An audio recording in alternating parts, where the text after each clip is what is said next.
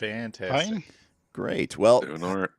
awesome. Well, welcome everyone to our 5th session of The One Ring, Tales from the Lone Lands, as we continue our journey into Minhiriath. The crew, the company, has been on the road now, having left the Shire almost 10 days ago. They made their way through bountiful green lands down to the Sarn Ford, where, even though Bilbo had warned that people would be looking for them, they decided, oh, what does that old hobbit know anyways?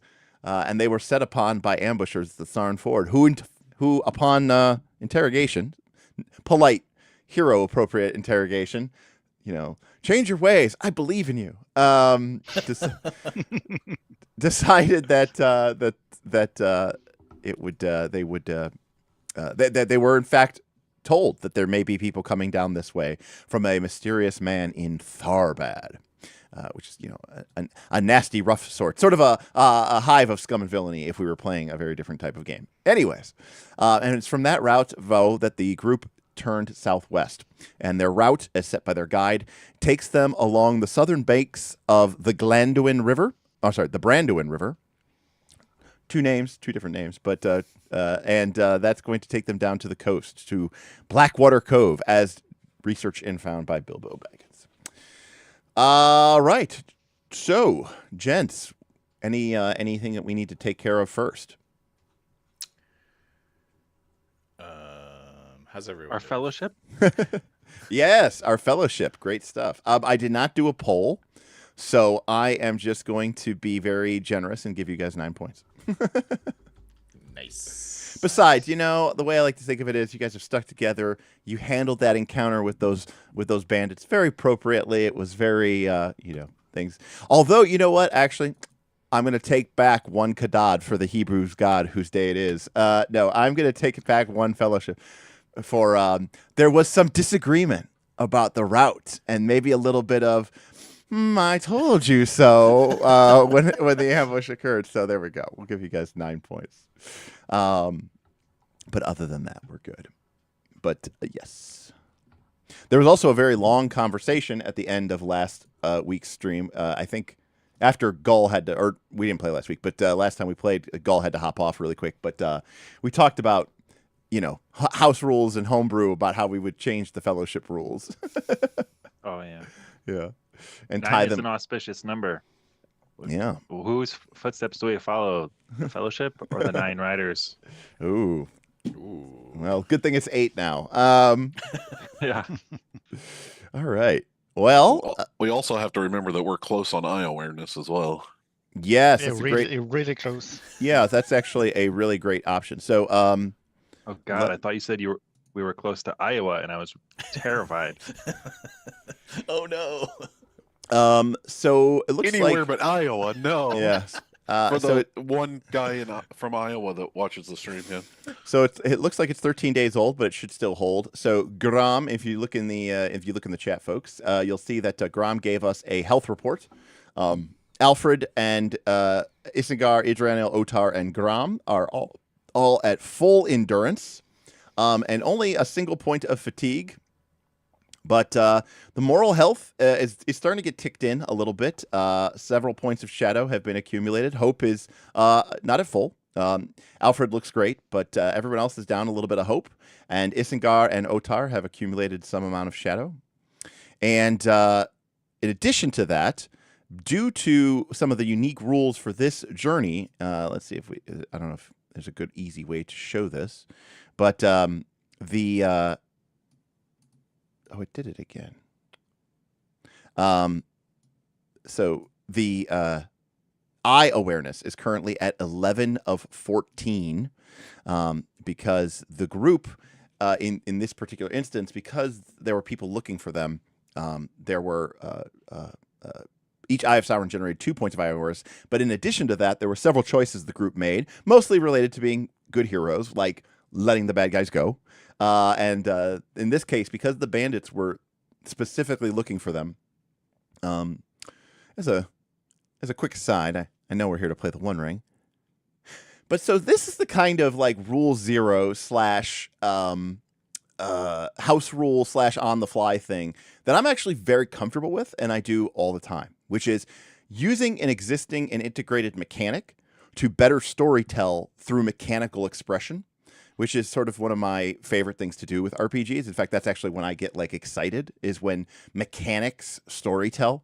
It's almost one of my favorite things about Magic the Gathering cards. But like, for example, there's a new Star Trek set coming out, which is a horrible abomination, but they do great storytelling through the mechanics of the cards. But in any case, so in this particular instance, eye awareness represents the shadow literally, but also metaphorically and figuratively, right? Finding and gaining information about the company, who is trying to help the free peoples of the West and oppose Sauron. So in this particular instance, because the heroes were so nice and they let enemies flee and didn't pursue them, which they probably should not have, and then because of the leader, they talked to him, they again, they didn't really interrogate him, but they questioned him and sort of said, think about what you've done, we're trusting you to do the right thing, and they let him go. But because of that, I used, you could just have that moment, like what people would call role playing, which I would call fluffy bullshit time. But there's a way to make it, and that's all I'm saying. I like that. That's fun. But tie it into the game. Find a way to mechanically sink its hooks in so that it matters. And so in this particular instance, because they let these ambushers, these bandits, who were very clearly given information about them, and someone is interested in the location, the whereabouts, and so forth of this party, by letting those bandits go, who quite clearly knew who the heroes were, I decided to mechanically represent that through a hit to their eye awareness. So that was my story, and thank you for coming to my TED Talk. All right. I'll see you next time on Knights of Last Call. No, but anyways, so eye awareness is at 11 of 14. All right. Any other housekeeping agenda items? And I don't remember if there's anything like session-based or anything that we need to deal with, so... All right. I think we're all good. Yep. Cool. Now, the group is in the middle of a long and extensive journey. They have left the Shire. As a side note, Otar was hurt during that fight. However, because they were still in the Shire, and, it's the Shire, I allowed their camping to count as a prolonged rest, so he was able to recover his stamina. But normally, you need a nice, a very nice set of a very comfortable bed and stuff like that to get that kind of bonus. But now they will be entering into the deserted lands of Minhirith. They are currently in the middle of a journey, which I need to bring up. On Shadowy Tides. Here we go. So currently, the company is sitting on 2 travel fatigue. Remember, that is not assessed until the end of the journey. As a reminder for folks at home, at the end of the journey, every company member will reduce their travel fatigue by the quality of their mount, which is either borne them hence or has helped carry their load. And then they will get to make a travel check individually each, and for each success they acquire, or for a success plus each additional Tengwar rune they acquire, they will reduce their travel fatigue. So having a good mount and skill at travel is very valuable for avoiding fatigue as you travel. All right. So you have crossed the Sarn Ford. Our guide is Otar. Our guide is Gram. Otar is our hunter, Alfred is our scout, and Isengard and Andraniel take the dual role of lookout. Your current route has you going south along the Branduin, and then eventually, once it kind of becomes the shortest point, leaving the Branduin and heading across the desolate lands of Minhirith to Blackwater Cove. Do you wish to make any updates or changes to your route? I think it's good. What say you, guide? I picked this route because it's the best route. It was the best then, and it's still the best now. Nothing's changed. I mean, a lot has changed. We got ambushed, but as far as the route goes, nothing's changed. We should make sure that we are not followed when we take off the road and start heading down the river. Right. Do we have the ponies right now? Yes, because you guys crossed at the Sarn Ford, so you guys have your horses. Is that what you're asking? Oh, maybe Logan froze. Or I froze. I can still hear you. I can I still cannot. hear you. I can think it's also hear you. Logan. Oh, he's back. No, he's back. Oh, sorry. All right. There you go. All right, he's back. That's all right. It's all good. All right. All right, so you guys are going to continue south following the banks of the Brandywine. All right. Yes, the Brandywine. AKA the Brandywine, but the official name is Brandywine. Interestingly, so Anduin is the Sindarin word for river. And so, the river that they canoe down in the Fellowship of the Ring with the Argonath, the people call it the Anduin River. And so it's very English because it's basically river. It's basically what it's called. So it's the river. Anyways. I imagine Alfred is saying exactly what you said to the party as we Right. walk along. Curious fact about Anduin. It's the Sindarin time. And then, it's Idraniel is just rolling her eyes. Yeah, as you mansplain it to me. Yes. Both lowercase m and uppercase m. That you know what? You're getting a point back of your fellowship. You get the full 9 Hey. just for that. Just for that. That was I appreciate a Tolkien pun is a deep cut. Let's see if we have anybody here. Hey, we got a couple people. Look, Tim's here. Mark is here, of course. What's up, Mark? Good to see you all. Yes, Golda Cat. That's exactly what I was thinking of. Torpenhow Hill or whatever it is. It's like Hill. I'm also watching. Yeah. It's like Hill or something like that. Anyways. Yeah, hill. Yeah. You So get invited by the French, Germans, Norwegians, and all sorts. Right. Well, that's the problem when you get conquered so many times. No.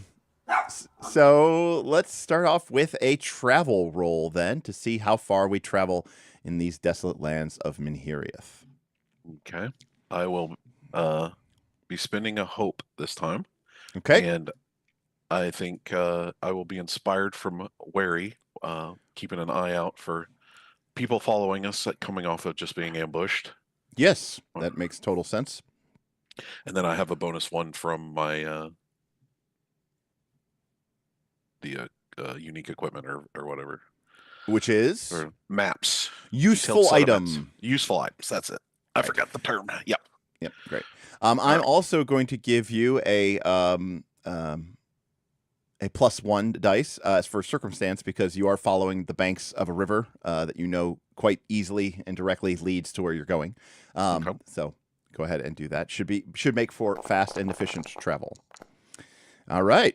So we've got a great success. So that means you are going to travel 4 hexes. You get to travel 3 hexes plus 1 bonus hex. Each hex is a travel day. Typically, in most terrain. In some cases of difficult terrain, each hex is 2 days of travel. But in this particular case, the lands of Minhiriath they're not a wasteland. It's just like moors. It's just like all the tree cover was cut down by the Numenorians, and what regrew. That let the wind in, and all it is just like scrub, grass. Sort of short little stunted trees and the like. It's a pretty flat, so gently rolling, but mostly empty land. And because there's not really a whole lot that grows here, there's not really a lot of inhabitation. Or anyone who does live in these lands is trying to avoid the attention of somebody. Like maybe, I don't know, pirates. All right. So you guys are going to go 1, a 2, 3, and 4 as you guys make your way down the banks of the river. And that is going to lead to a journey event. All right. It would help if I remember how these rules work. All right. This is Remember what to happens roll when it- you take a roll week it off. on the journey. Yes. Well, also, I'm trying to like set up an Avatar and a Daggerheart game in Project Fabula Ultima in Foundry, and I'm playing Fabula Ultima on Fridays. It is a lot even for me. You'd think Derek would be good at that, but it's not always the case. And you're mapping out Lower Gook in your brain all day. Yes, and I'm mapping out Lower Gook in my game, and now I'm gonna do thinking about doing a Kickstarter for Fabula Ultima. Which actually might happen, not like a normal Derek thing. All right. Okay, I got it this time. All right. Add an event. Roll an event? Is this it? It's on the journey Yeah. log under Right. the events list. I think if you hover over it, it gives you a couple of die. Yeah. I'm clicking it, and it's not doing anything. Maybe I got to alt-click Well, it. shit. No, I had to alt-click it. All right. Oh, classic. Yeah, the tool. Yeah.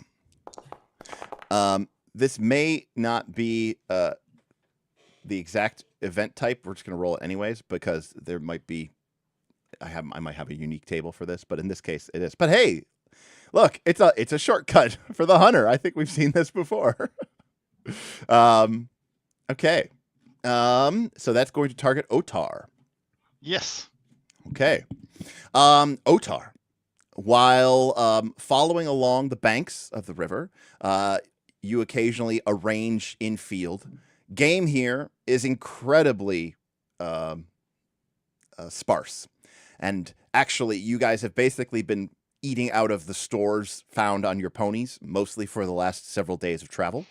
Unless you account yourself quite the fisherman. There's not really a whole lot of game to be had here. And also, too, fishing is kind of counterproductive to traveling. You kind of have to stand still. But while following what you hope is a deer, you come across a sort of a deer track, a game trail that sort of leads through this stretch of sort of boggy ground that should allow the group to make fast progress.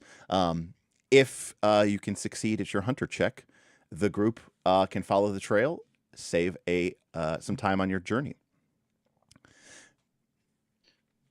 Yes.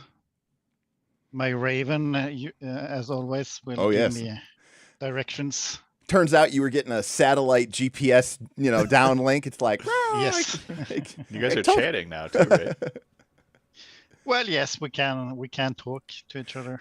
That would be awesome. It's like, I can talk to my raven. I don't. He's an asshole. Yes. Yes. I would also use a hope. I like to imagine that since this was a skill that he's learned since we started playing, is that the Raven was always talking to him, Right. and you didn't realize it, and suddenly you started figuring out what he was saying, but he's been talking shit the whole time, and now he doesn't realize that he's been talking shit the whole time. Right. All right. Well, we got a great success.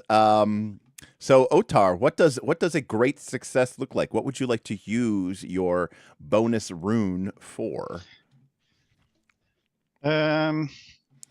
As a general rule of thumb, as a reminder, you can use that to either do something faster, gain some additional insight, go more quietly, or widen your influence. Not that really makes a whole lot of sense if it's not like a social skill, but generally speaking, I mean, you can also kind of make up some ideas as well. But as a general rule of thumb, you can use it to gain insight, go quietly, make haste, or widen your influence.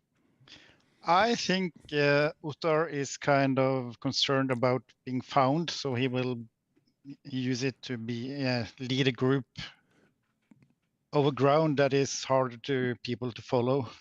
Okay, cool. So you're going to go quietly? Yeah. Okay.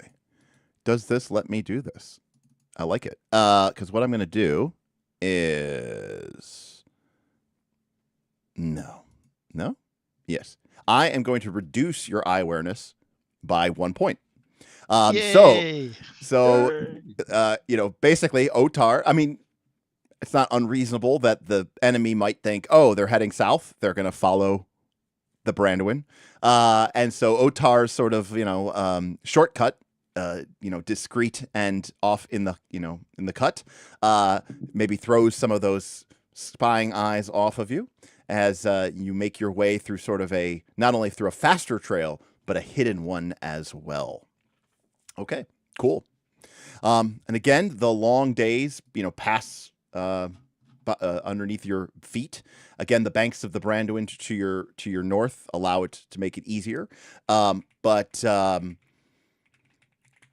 the ruins of Minhiriath, or the endless wastes of Minhiriath, kind of stretch out before you, and you are glad to have the river on your side. All right. Next, we move into the next leg of the journey. I've forgotten. How do we tag up fatigue? Is that it'll happen at the end of the journey. But I mean, like each event, Yes. correct me if I'm wrong, has a fatigue amount, but I can't remember what the fatigue amounts are for each. Like, what a shortcut in the wild land. You have to take. I thought it might have done that automatically. You were saying it does not. No. Got it. I believe that is a relatively good one, and it's just 1 fatigue. Unfortunately, there's very few things that don't give you fatigue in the in the wild. Let me take a look in the book. Yeah, because some of them are, if you succeed, they don't. Yes. But... Yeah. Shortcut is 1 fatigue. And it also, instead of 4 days of travel there, that was only 3 days of travel because of your shortcut. Okay, cool. All right, Gram. All right. Am I getting another bonus for being on the river still? You sure are. Yeah. And in fact, you'll actually get a penalty die once you leave the river, because Minhiriath doesn't really have. It's such a desolate land. There's kind of looks the same in all directions. There's really no landmarks. There's no stones or mountains, no notable hills or wooded areas. Certainly no roads. Until where you're you going can get close enough to see the river or the ocean. Yeah, I mean, eventually. I mean, when you're like within like a day. Yeah. I mean, it's not like you're like, oh, the ocean's 80 miles away. I could see it. Oh. Well, a lot of dice. Definitely looks like a success. All right. Good deal, Grom. So Minhiriath, or following the river, and again, remember the Branduin is a kind of a fast-moving, racing river. It's not really good for navigation. It's kind of short and rocky. I guess technically you go there, but whatever. All right. Okay. Now, as you can see from the slight color change, you are now getting close to entering into a dark land. So most of the map, very few areas of the map are borderlands, which is nice. That's like the Shire and everybody's happy. But inside of a dark land, things become a lot more grim. For starters, the threshold to trigger the eye awareness goes down. Secondly, when you roll on the events table, you roll with ill fortune or ill-favored, which means disadvantage. And generally speaking, things are nastier and more horrible as you enter into these desolate lands. Not to mention, looming to the southwest, ever in your minds, as again, you are all seasoned travelers, or at least knowledge of Eriador, lies the haunted vale of Erinvorn, an ancient twisted wood. Again, Eriador's version of Fanghorn Forest, said to be possessed of strange creatures and ill, ancient spirits full of hate for the great men out of the west, the kings of the sea that came out of Westerness, and tore down these ancient lands to build their cities and their ships, and they still resent and rage. But I'm sure you don't have anything to worry about. All right, so we are technically in a dark land, but the majority of your journey was through wildlands. So I'm going to go ahead and roll as such. Let me find that. I wish there was a way you could in Foundry you could make a shortcut link or something, but you can't do that. All right, here we go. Oh, I did a manual one. Oh, I can roll it. All right, I'm going to do a wild land, even though you're currently in a dark land. Ooh. Scout, terrible misfortune. Ouch. Oh no. Oh no. Okay. Time to roll up a new character. Yeah. All right. So, like I said, I did have a couple of unique events set aside for this particular journey. Terrible misfortune for starters. Goal. The fatigue here gained is 3. Fantastic. Secondly, our scout is Alfred. Alfred, this scouting roll, we'll work into it, determines whether the orc party ambushes you or you ambush the orc party. So, as I've said before, actually, we're perfect. I couldn't have made this out better. You remember that Bilbo told you that the bounders of the southern farthing, the south farthing, and the drawers of the Blue Mountains had detected orcs arranging afar from the southern Blue Mountains, including the spur, and you guys are basically just south of the Blue Mountains. Something or someone has been driving the orcs to activity, ranging afar, and apparently an orc war band has made their way along the banks of the Branduin themselves as well. However, Alfred is ahead of the party, ever wary for scouting, and will either detect this orc party before you guys encounter them, or they will, or will not. Good luck. Yeah, I don't think scouting map's gonna help. I don't really think No. patient is gonna help. I No. do think being sickened is probably bad. Yeah.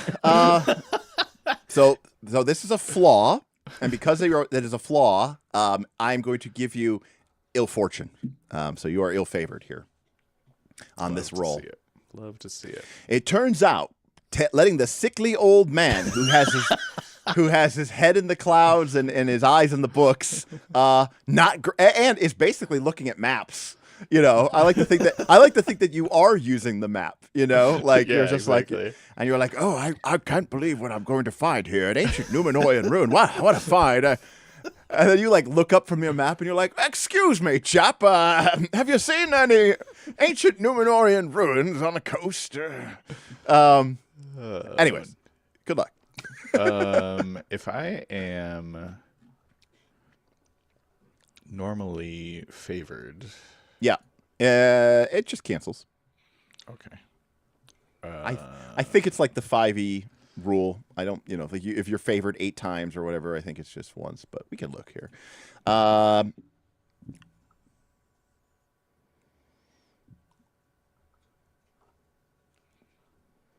It is resolved normally, even if multiple sources. There you go. Cool. Yep. All right, I will spend a hope. Yep. And I will click the button. Fantastic. Yes. Oh, I saw it. We just got it. Nice. You just barely got it. All right. Just barely got it with a great success because one of Yeah. them was a 6. Oh, yeah. That's amazing. Um, I'm over here rolling 30 somethings and can't get a great success, but you get it on a 12. That is quite the roll. Which is great. However, excuse me. So the scout is moving ahead, keeping their eyes peeled, looking exactly for this type of thing, and somehow succeeded with a roll of a 1. Luckily, Alfred has an 11 TN, so it's very low. And you are able to spy or set upon the orcs before they ambush you. Now, we have a couple of options here. Because you spy them, because you got a great success, I'm going to give you guys potentially an option to not just get like ambush, but if you want to try to, you have enough time that you might be able to do something else, like run away, try to sneak by, or take actions. In other words, you have Alfred did such a great job scouting and looking ahead and being wary. Everything I was saying, fake news. He's actually totally dialed in. No, he was doing all of that stuff, Yeah, but then he in spite just of happened to that. look up at the Right. exact right moment to notice them. You're right, because he did roll a 1 on his D12, but then he rolled it like a bunch of 6. So it's like he just got lucky. His own skill undid his ill fortune. But you guys got a great success, so you do have an option here to, you know, fundamentally either through make haste, like run away, or a scout. Now that doesn't mean it's going to be guaranteed. There'll probably be some checks that the group will have to make, and obviously if you fail sneaking, the tides may turn and switch a little bit on you. But you do have decisions and discussions that you could do as a group. And I like to think that, you know, again, because Jackal rolled so well and got a great success, it's even one of those situations where like you see the orcs, you know, coming up the river, and you have time to kind of go back to the group and be like, tell them that there are orcs coming. So yeah, Alfred, the spotlight is yours. So yes, maybe it's like a flash of light through. I don't know what the weather is today, but something snaps his attention, and he notices these guys coming up the river. Despite like hacking and coughing as well. So he would probably go back to the party. And maybe go to his buddy Isengard and report the situation, and maybe talk about like a one time where they did a bit of like a distraction type situation where like because he and Isengard have, you know, done a little tag team investigative type things, so I think maybe we can lure them away and escape would probably be Alfred's old man opinion. All right. Again, I mean, it's a party decision. You guys can, you know, decide how you guys want to approach this and handle it. I should note that. Oh, nice! I do have this. There are a handful of orc soldiers making their way towards you. It looks like there may be half a dozen orc soldiers. They seem to be, you know, kind of, you know, shrinking low and trying to stay close to the river, kind of loping around. You don't see any signs of any, you know, large uruks or, you know, anything like that, but they definitely look like orcs. And you know, from your knowledge, you know, you can tell that they are orcs of the Blue Mountains. They don't have like the eye of Sauron or anything like that blazoned upon them. You know, these are just orcs that live in the wild lands and the dark lands and the mountains of Middle Earth. But nonetheless, they all are sort of intrinsically bound to their master's call, and so they're definitely hateful enemies of the free people. So If a running scene sounds fun to you guys, I don't want to commandeer the group out of character, but if it were up to me to write, you guys would notice Adrenial wasn't present, and then you'd hear a war cry. Yeah. This is our chance to rid this land of some shadow, boys. All right. Well, I'm not going. I mean, I will say this: whatever decision you will make, when you tell me, remember, I have to tell you if what you're going to do is going to generate misdeed. You know, there is a group of orcs making their way north along the Branduin towards Sarnford and the Shire. So, you know, take that for what it's worth as well. Sneak attack. My thinking is better, you know, worst case scenario, if we, you know, if we hedge around them, they go up north to do some bad stuff, or they follow us behind and, you know, we get jumped later on in the journey. So it seems like the better course of valor is dropping these fools. Is being valorous, yes. That's right. Do you guys hear the shrill war cry of Alvarez Cantoniel? do we want Alfred to play the old man distraction as you guys sneak up on them once again? I mean, they're already ambushed, so okay. I mean, you know, All like right, there's well, not a whole lot to be gained here. All right, Hey, sweet. give me a bit of high ground. I'll take 4 of them out. No worries. Right, he's like, All I've right, been. Legolas. Yeah, right, exactly. You know, the Hobbit has one good combat, and suddenly he's freaking Legolas Greenleaf. Easy peasy. Suddenly he's Legolas Greenleaf. All right. I can get him from here. Let me at him. He's like Scrappy Doo. Yeah. All right. I do look to Alfred and say, remember, do not throw your spear this time. Keep it. I hit a troll with it once, and he's thinking he's the bee's knees with it. All right. As an aside, as a reminder, this is a you guys are in Darklands now, and so now being able to get a proper long rest is going to be a precious commodity. So stamina may now be more of a factor. So keep that in mind. That being said, if I remember my combat rules correctly, and I do believe I did, we have concluded the onset of victory, and this is the opening volley. However, because this is a surprise attack, the surprise enemies do not get to make opening volley, and they will lose 1 die on all of their combat rolls in the first round. So the orcs, who carry cruel, wicked-bladed scimitars, as is known for their ilk, but also spears each, will not be able to throw spears before they close to melee with you, because you guys are ambushing them. So you guys kind of set up a perimeter or a situation before melee is joined and close combat is and the clashing of scimitar, spear, and sword begins. So there's a dozen? Half a dozen. Half a dozen. Yeah.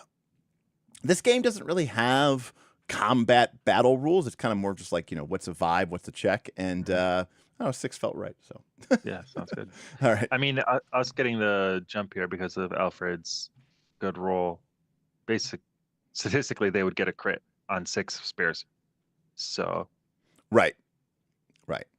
That's huge. That didn't happen.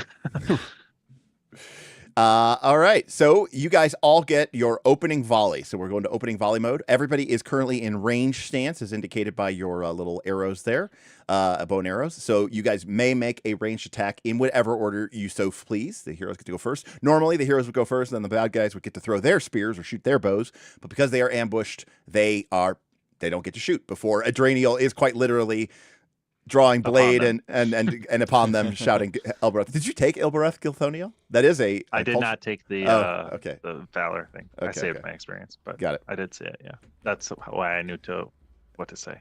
Right. Do you know who Elbereth Gilthoniel is? I think like the goddess of the elves or something. It is the Valor. It is Varda, the queen of the Valar. She's the one who created the stars. And when the elves awoke in Queen of Ennen, there was no light in the world except for the stars, and so they worshipped her as like the chief among all the Valar. So even though Manwë is king of the Valar, the elves have a special reference for Varda, who they call Elbereth or Gilthoniel, which basically means like the ever chosen bright one or something like that. Anyways, continue. I will. We didn't even need to succeed on a lore. Yeah, that was pure. That was, you know what? That's a freebie. Yeah, so I don't know if there's a tactical order that makes sense to go in. Like if you want to go with the person who's most likely to drop an orc first, or see how you want to do that. Yeah, let Isengard do his thing. Just take them all out. Hell yeah! Do we have any bonus die for any reason? No. It's nice. Shibo's getting those toys. Right. Watch me absolutely shit the bed with this. Like, I'm pretty sure this is going to be double eyes. Nope, it's a Gandalf rune. All right. Which one were you targeting here? This one? Yeah. I mean, they're all the same, so it doesn't matter. All right. Well, he's going to take 3 points of damage. So there's that. As the arrow pierces him. But more importantly, he has to make his protection roll. I am going to spend a point of hate to make this roll favored. And let me find out if it works. So and it goes without saying, but these are, of course, horrific, orcs of the north, armed with their characteristic bent swords. Orc soldiers are allowed undisciplined lot. Usually only a chieftain with a cruel whip can keep them under their gold. There we go. Okay. You can probably just scare these guys off, to be honest. They're not the most, they're not the most... we said we're putting them to the sword. Yes. Yeah. These orcs are from the Blue Mountains. And so they hate dwarves. Actually, you know what? No. You know what? Actually, these orcs are from the Blue Mountains. So they are going to object of their hate. They're going to hate dwarves and elves actually, because the Blue Mountains border Linden as well. So these would definitely be who they were fighting against. Okay, let's see. Don't worry, we hate them as well. Let's see if he lives. I don't think he does. Yep, he's dead. All right, Isagar, you one shot no scope, and what did it look like? Oh, just straight in the eye, like in the gap in the helmet. Yeah, got it. And he just drops like a sack of suds. Yep, he sure does. All right. All right. Adraniel's spear goes over one of the orc's shoulders as she begins closing and drawing her blade. All right. Who else? Oh, it's an Eye of Sauron. I'd say it's not an auto failure, but it is a failure nonetheless. Remember, in combat, Eyes of Sauron do not generate anything from the eye awareness. So Otar, you're not really much of a ranged combat anyway. You're used to shooting animals. Oh, Grom, I'd love to know what happened there. All right. Well, I threw a rock. Do not throw. He threw it. Oh my I threw a rock. It was a rock, not a spear. Par for the course. Isengard, 360 no scope. Yeah. Takes one of the orcs out straight on, and everybody else just completely closes. So we're going to go to a close combat. Okay, so you guys are tied with the enemy. So you guys get to make your engagement, I believe. Let's see. Yep, if there are more... Yes, if there are more player heroes than enemies, or the sides are equally matched. So first, you get to choose a stance. In this particular desolate land, you absolutely can only get one person in range stance for every 2 people in forward stance. So you can only get one person in forward stance. Everyone else will have to choose a close combat stance. So remember, you can right-click on your token, and then there'll be a pop-up menu either showing aggressive forward, sort of middle ground open, or defensive stance. And then you guys make your engagements. You must engage with an orc in close combat. So you're saying because I dropped one, that gave us the advantage in terms of yes. Otherwise, I would board. make the engagements. Yes. Yeah, I was hoping we could drop one more, but we all rolled terrible on our. Right. Yes. So there's one orc left. So my choice is I can either double up, or I can keep him back and use his spear and throw it. And he is going to throw. Actually, no, he hates elves and dwarves. So he is going to close with Adraniel and close in with her. All right. So I feel like that is thematically appropriate. All right. And I was like, I forgot to take away that creature's hate. And then I remembered it's dead now, so it doesn't matter.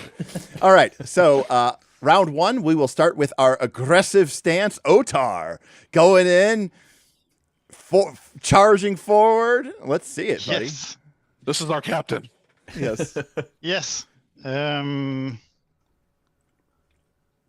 The orc cruelly hisses at you, bearing forth its disgusting maw filled with ill-shaped and crooked teeth, its gray, sallow flesh as it closes in, its thick, ill-made armor creaking loudly as it draws forth a cruel, many-notched bladed scimitar, a mockery of the weapons of the men of the West.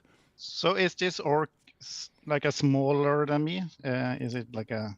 Oh, yeah. I mean, orcs are kind of bow-legged. They kind of crunch down. They're probably only 5'6" on a good day, and they're kind of more scuttly than anything. So can I argue that since I'm tall, I have the Oh, I see. You I want to have use your advantage of having some reach and. You can't use distinctive features in combat. Yeah, you can't use. Yeah, no. You can still spend hope, but you can't use your distinctive features. Yes. Then I would use hope.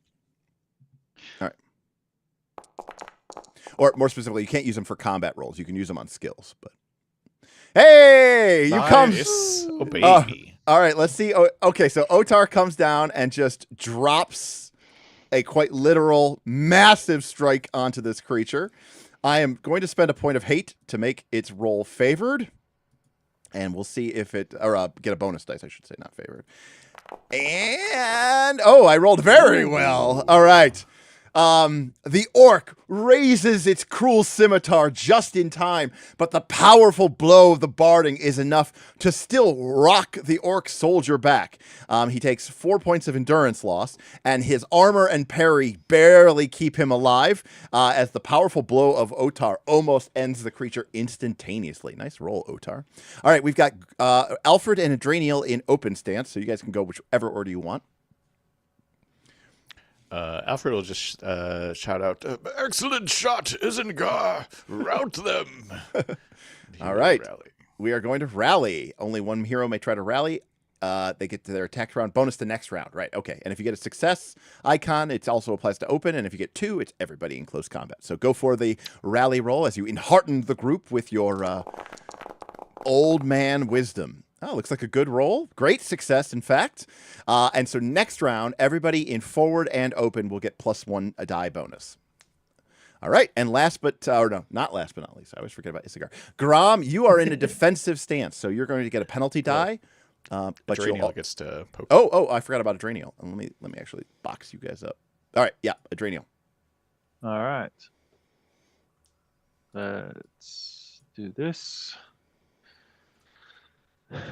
I want to do hope.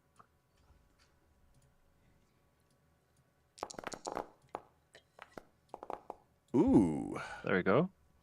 All right. That'll be a crit, I believe. So here's the deal. So you rolled a 9, which ordinarily is not a crit.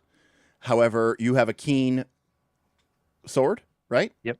And keen makes you get piercing blows on a 9. Is that correct? Yeah. Yep. Correct. All right, great. Nice. Do you want to describe your longsword, because it is a cultural item, right? It is a special reward for your valor. So it's obviously it's not magical, right? But it's still special. Oh, yeah.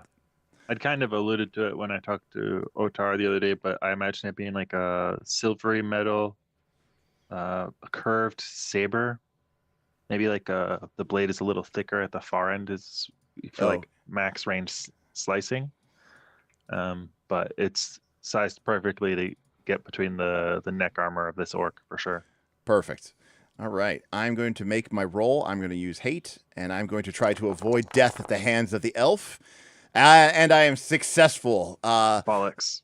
Your blade strikes true. The orc staggers under your blow, but the orc's armor prevents the sword from fully cleaving it in half. It is maybe crudely made, but it is thick and it is many layered. And the orc, staggers but continues pressing on.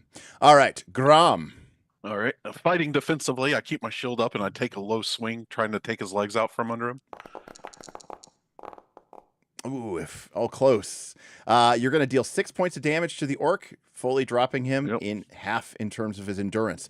All right, you're not able to land a solid blow like Otar or Adraniel, but the sparring back and forth between Grom and the orc soldier begins to weary as, Grom does what dwarves do and just starts grinding his opponent down, kind of muttering under his breath as he fights this hated foe of Mordor.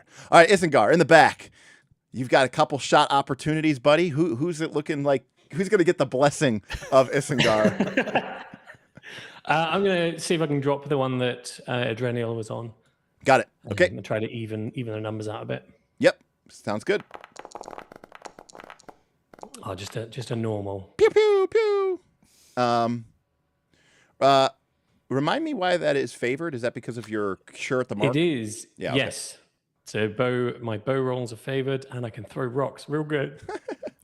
All right. Well, this orc soldier must be made of stern stuff because in addition to parrying Adraniel's sword blow, which would have been lethal, another arrow finds its mark and just crashes off of the creature's crude helmet, deflecting with a loud dink as it flips away into the nearby brush. The orc, however, is looking haggard and staggered, and that is when the counterattack comes. All right.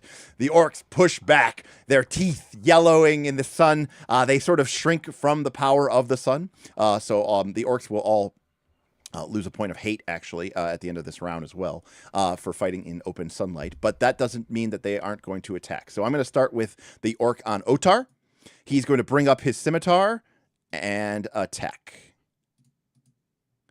He will not spend a point of hate because that will make him miserable.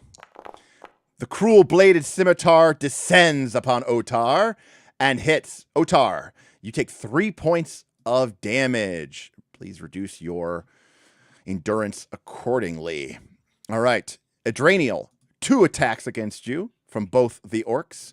The orc soldier raises up its scimitar and brings it down upon you, slashing and trying to push you back at all turns. Oh, nice. It rolled over to a 1.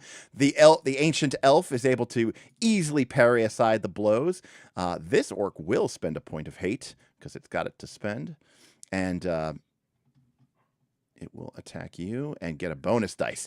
It spits into the air, die, she elf, as it kind of jumps forward. Oh, it's an Eye of Sauron. It is a crit, piercing blow.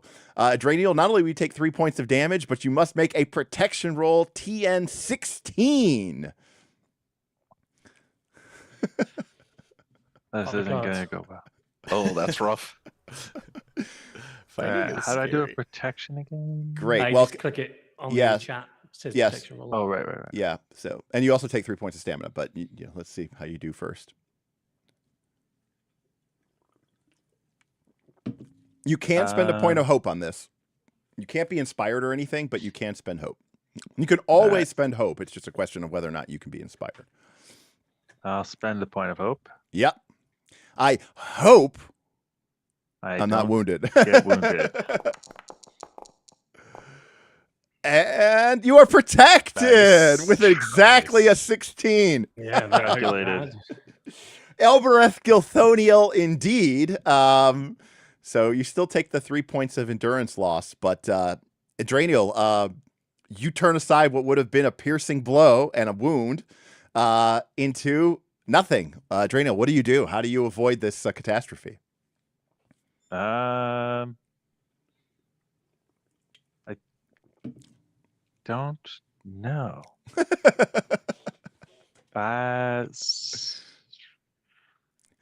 guess I just am able to just barely step to where the corset gets torn by the blade instead of my gut. Right. So you have a leather corset, so at this point it's really more about angling and deflecting and evading than anything else. Yeah. All right. That does endurance, right? Yeah, endurance. You take 3 points of damage endurance as well from just the normal blow. From not from the blow, but from from fighting and sparring and doing that evasion. When they get a piercing blow, that means that connected. All right, Alfred, it is your turn at the mark. Here we go. The creature is going to he goes, I have no particular hatred of you. But I am going to spend a point of sickly. Yeah, I am going to spend a point of hate anyways. Your continued existence offends me, and I will attack. And looks like that's going to be a success against your parry. Oh, yes. Yes, it's exactly. Alfred may be old, but he is a seasoned warrior through and through, and definitely knows his way around a shield. But the orc is faster and is able to land a blow. Not piercing, but you do lose stamina as you are forced to spar in melee as several blows trade back and forth, kind of pushing, the orc kind of pushes you back, kind of cracking into the line a little bit, but Alfred holds and loses it. All right, orc soldier on Grom, son of Grim, son of Groom. The orc will spend hate. The orc makes his attack favored, and he bellows a ancestral, hateful war cry as he comes in against the dwarf, the hated dwarf of the Blue Mountains. The sons of Durin must die! Fine. And fails with all those dice. Not today. All right. Well, the bonus dice cancels out because of the defensive stature, and the orc soldier, even though he is favored, is unable to find purchase on the dwarf. All right. that was round 1, so now we go into round 2. All right, Isengard, you can change your stance if you wish. Everyone else can also change your stance if you wish. Engagements remain because you guys are all locked up and fighting. It's not like D&D or Pathfinder where you can just be like, wait there, I'm going to go leave this combat and go join this other one. You're kind of fighting for your life against a foe. Yeah. So you guys can change your stances if you wish. Remember, in this round, if you're in forward or open, you will get a bonus die because of the hearten and encouragement from Alfred last round. So that may affect your decision to either The orcs have. Sorry. Oh yeah, please. The orcs have 12 health at max, right? Yeah. So the blue bar above them. Hopefully, you guys can see that. Yeah, we can. Yeah, that is their hate, and the yellow belt bar below them is their is their endurance. And yeah, when they get to 0, they take a wound, and they only have 1 wound. So did they lose hate from? Yep, sunlight? I just took it down. Yep. Okay. So The orc I'm fighting has 4 life left by my math. Yep, Which means Isengard doesn't automatically kill it. Correct. Which is a bummer. Yeah. So I will strike it. Yeah. Little one ring tech advice. Most creatures I've noticed in this game, their endurance goes in increments of 4. And so like those are really important breakpoints, because if there's a way for you, say, to do like with a great blow, if you could do 12 damage, that'll kill a lot of creatures that 11 would leave standing at 1. And that's the difference between needing to hit it once versus hitting it twice. I mean, nobody's doing 12 damage with a non-6, but like it's more of thinking of like if you have a strength or a 2-handed weapon, or how you're holding your weapon. Because if you hold your weapon 2-handed and you have that option, when you use a great blow, you do an additional point of damage and all that other stuff. So there are some like breakpoints in the math that can help you out sometimes. Anyways, all right. There's some tactics to the game. Am I the only one in forward then? It looks like you are the only one in forward, Grom. So okay. Well, I will show this man a true war cry. Kazad! All right, you blow the black ram horn of Arnor, and a echoing cry rages across. So first, we need to make your awe roll. Yeah. And the horn gives me 2, and I'm not going to spend hope. I'm not going to do the magic success. Okay. You do have your beard jewelry as well for. Does that apply here? We can't use tools in combat. Useful items do not apply in combat. Yep. Yeah, but the horn does. The horn does. It's not a useful item. It's a magic. Yeah, item. and let me double check because it's been a couple of weeks. It is 2 extra dice. Okay. Yes, it is 2 extra dice. Magic items are pretty cool, even when they're just a fucking horn. But all right, you got a success. So the foe's morale is broken, and all adversaries with might 1 are now weary until the end of the round. However, all of the orcs are also craven, and so that actually drains all of their hate. Oh, snap. So nice. All of the orcs lose the last point of their hate as the war cry of the dwarves, echoing forth from the ancient horn of Arnor, echoes across the field. The orcs, cowardly and spineless creatures of the shadow, with no valor or bravery in their hearts, find their true measure and become all weary, because they are not only are they out of hope, out of hate, which makes them weary. It also means that they're also weary because of the intimidate. So they are like double weary, but yeah. And as a reminder, that means that all of their 1s, 2s, and 3s on their D6s will now count as 0s. So good guy dwarf. All right, go. Yeah. Now I will finish this man. I got +1 dice for forward and +1 for Alfred. Yep. Pretty good. And I am favored because of Brock Kazad on yes. 1 attack. Yikes. Right. I don't like this orc's chances. And oh! Yikes. It is a massive blow. The great success makes it 12 damage. I don't even need to roll the protection roll. He's dead either way, but we'll roll it anyways just to see how it goes. Just why not? Jesus. So Gandalf, remember, for them is 0. So he is wounded and wounded. Grom, what does Matt Mercer say? How do you want to do this? So I think I'd just behead him. Like, I take the axe and just straight off with his head. Right. All right, fantastic. So yeah, Baruch Kazad, you blow the horn. The orc quails before you, but this is not an evil man. This is an orc, a servant of the shadow, and you do not show mercy. You just bring the long-hafted axe down upon the creature's neck, and the creature drops in a fountain of black blood splaying across the desolate land of Minhiriath.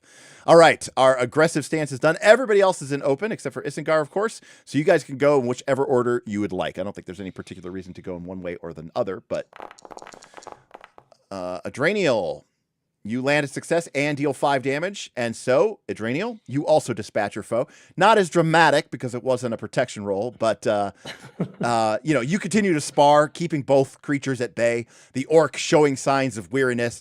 Eventually, you make a lightning fast slash, and the creature drops, not with such a dramatic explosion of heads, but with a quick slash across the creature's throat, and it falls to the ground dead. Otar. Yeah, so I tell my raven, go for the eyes. Go for the eyes. Go for the eyes, boo. All right. Yeah. So I get inspired on this roll. I can use it once a journey or once an adventure. And there was 1 extra die from Alfred. Yes, you have to be an aggressive, don't you? No, he got a great success. No, he got a great success, so it's aggressive or open. Oh. So you should have rolled 1 more extra dice. Yeah. Oh, nice. Hey. Ooh, all right. A 28 is a great success. So this is an instance where you might be able to up the damage, Otar, and maybe if you can deal 8, then you'll be able to kill this creature straight up through just raw damage. Heavy damage, heavy blow. Yeah, heavy blow. That's the one. Yeah. Yep, you deal 9 damage, and so that is enough. Otar brings down his massive, massive sword. Oh no, you're not using Aruzagar, right? No, okay. To be fair, Aruzagar is against evil men and undead. It doesn't have any particular hatred against, these particular foes. But your heavy-bladed, wide-bladed sword of the north out of Dale. Fights clinging with the orc. He cannot keep up his parry. You weaken his resolve, and then finally thrust the blade through the creature's chest. It penetrates through the plates, them sparking and breaking off as you drive the blade down to the hilt, and the orc falls beneath you. All right, Alfred. I don't think he needs the hate. Adraniel and I have enough for these orcs. You wanted to see? You wanted to see what you got, Adraniel? Yeah, I could get a parry. That's a great point. That's a great point. As Alfred charges in with spear. And rolls a 1. All right, Alfred, unable to keep up with the dramatic exploits of your much more robust companions, you are unable to land a blow against the orc soldier. And in fact, he continues to kind of push you back, the line beginning to falter. But you can see that Otar and Grom have sort of cleared up their foe. They'll be able to re-engage next round. Isengard. I don't think they're going to need to. There's 2 left. What are you going to do? Kill both of them? I mean, I can definitely kill the one on Alfred. Isengard becomes freaking, a Pathfinder 2 character. He's like, okay, I'm gonna many shot, rapid shot. I'm gonna full map. I'm just saying the one on Alfred. No, because Alfred's my mate. All right. All right. Well, they both have. Well, Gull is just assuming he's going to get a piercing blow, of course. Yeah. I'm going to spend the hope. All right, go for it. Let's heart cards it. I feel confident, which means I think this is going to be shit. So far, you have been very accurate with this. So this is So with a bow, you should be able to pierce for 2. Yes, indeed. So you can use that great success, that Tengwar rune on the 6, to change that 8 into a 10, which will make this into a piercing blow. Let's do it. Yep. All right. So the orc soldier takes 3 points of damage. So his endurance drops to 9. Relevant, but not incredibly relevant. But more importantly, he has to make a protection roll. Now it's DC 16. He's weary, so all of his 1s, 2s, and 3s will be 0s.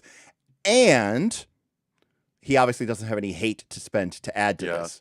Unless So- you roll an eye, it's very unlikely. And at a 15, wow. he still fails, and Isengard, sure at the mark, takes another one straight in the eye. And as Alfred is sort of being beaten back, but holding his own. I mean, it's not like it's disrespectful, you know. It is a fierce orc, and he is an old man. And as he's sort of closing in on Isengard kind of like, he's like, yeah, you brought him close enough. All right, and then just drops him right out.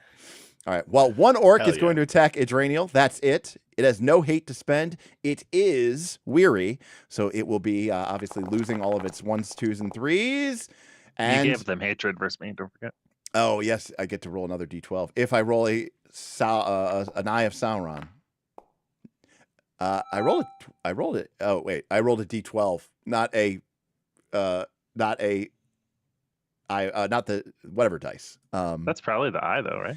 I don't No, know. that's the Gandalf. 11 is the eye. I think 11 is eye. I think the 11 is the eye and 12 is the Gandalf rune. Oh, yeah, because the 11 is the 2 towers, for sure. Right, it's the ones. Hold on. Maybe the game actually tells us this. It does tell you. Oh, does it? Yeah. Yeah. Oh, does it? Okay, great. Well, if you guys looked it up, I believe you. It is, in fact, the Gandalf rune, so it's a 0. So there you go. Thank goodness. Nice. All right, we enter into the third round of combat. So that is going to be you guys. So you You guys made can. a fun noise when you rolled the 12. It must have been Yeah, I like heard that, too. not my favorite. My favorite is I see you. All right, you guys can change stances, and you also can engage. Remember, you can only get 3 people on an orc soldier. So obviously, you guys are significantly outnumbering. So I will allow up to 3 people to enter into ranged stance now, as there's only 1 orc left. So you guys can all close in, and of course, you can also change your stance as well. I Let's see who every. does the most damage to this orc right here.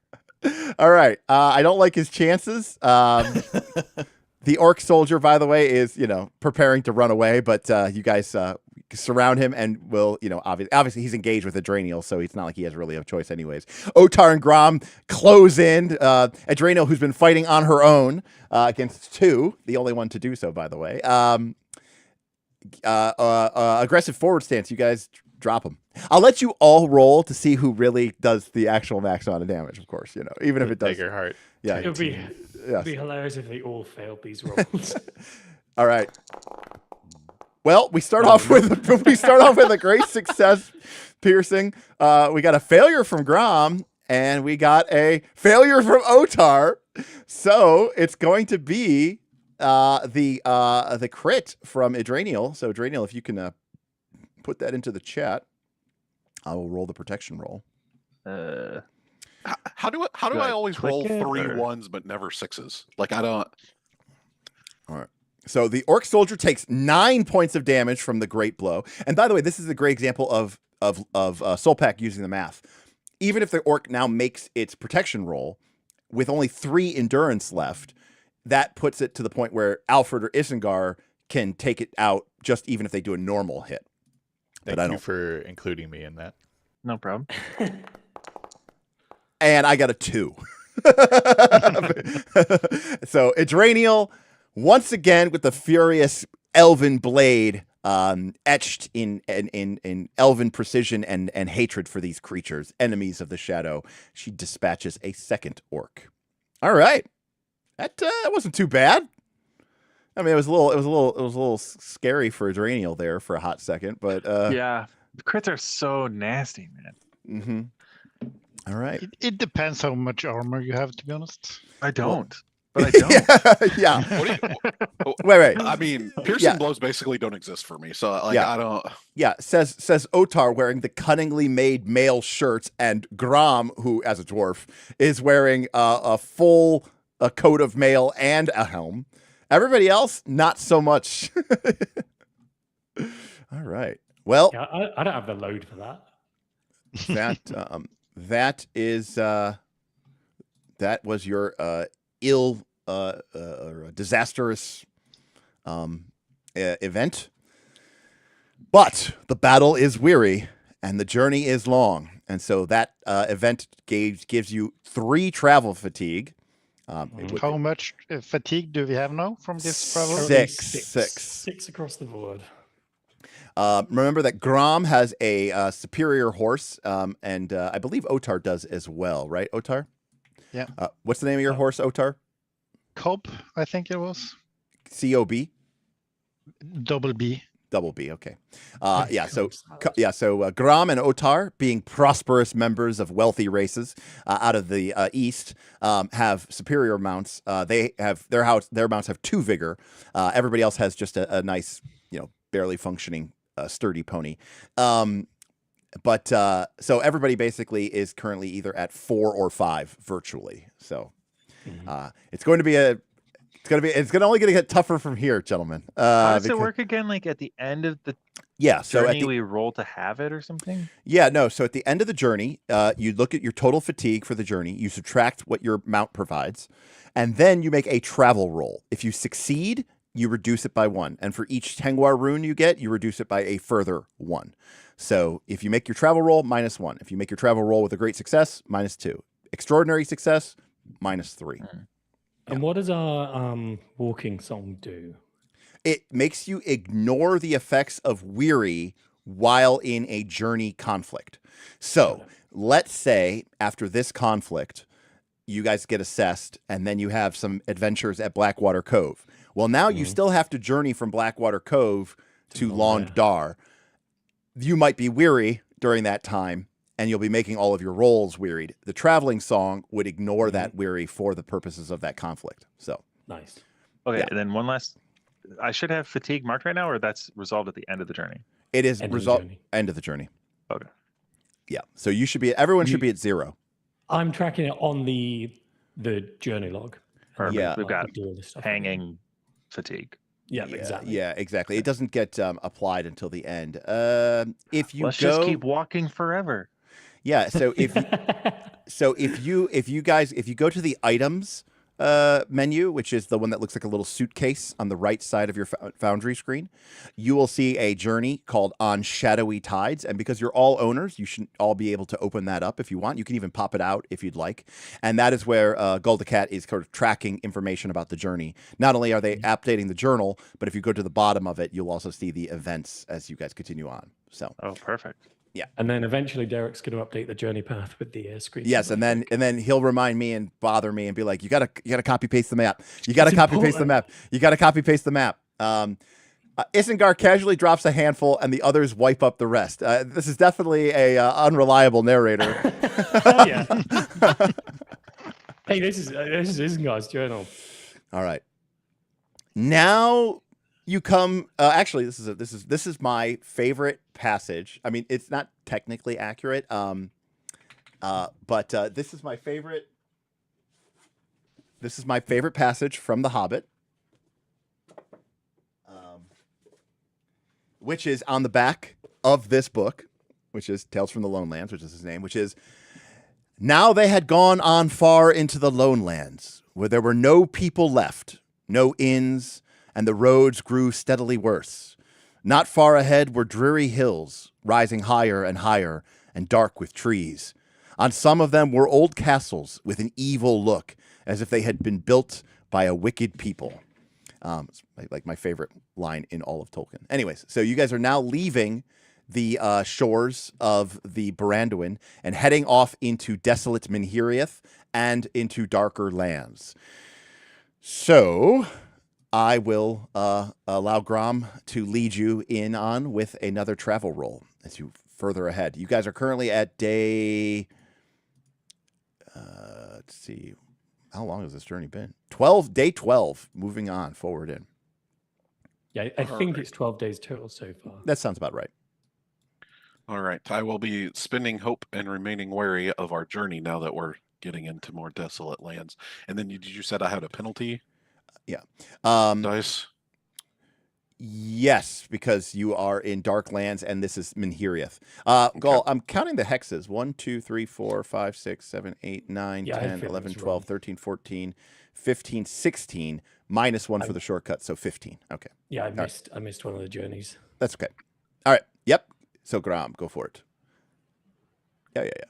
Okay. So that'll cancel out my maps. So I'm just rolling with hope and inspired then. Okay. Oh. Well, no sixes. Unfortunate. All right. I roll so many ones, but I can't reach that other side of the dice. It doesn't exist for me. Yes. If you ever get weary, we are doomed. Yeah. Well, no. Then we have the song for that. You have the song for that. True. All right. Thank God. All right. Minhiriath opens up before you a broad and lonely country, a land of low hills, wind-bent grass, and stunted shrubbery. Long folds of heath and moorland running westward and eastward under a pale summer sky. There are very few trees here. Even the stumps and remnants of those forests are hundreds, if not thousands of years gone. And the only trees that remain are twisted and solitary, bent by the wind unrelenting off of Belagar, the great ocean. They cling to small hollows and dark water amongst reed and stone. The land here is slightly muddy and swampy, and altogether an inhospitable country. You find yourself traveling through this realm at half pace. So each of these hexes is 2 days worth of travel. All right. I actually forgot that was there. Chat at home can confirm because I didn't realize that was there. So that is an automatic event. So that is that is a perilous location. Oh my God, I couldn't have gotten one extra yesterday. Dang it. That would have been awesome if you had gotten one extra yesterday. Instead, you guys have a perilous event. So that means you guys have an automatic event here as you enter into the dark lands. Ooh, good luck. All right. I am going to roll an event. You are in a dark land, so this is rolled ill-favored. So we'll take the 4, and this is targeting your 3. So this is targeting your lookouts, of which you have 2. This is a mishap. So mechanically, a couple things. We'll deal with this in the fiction in a moment. Let's see. Mishap. So for starters, goal is 2 points of fatigue for this.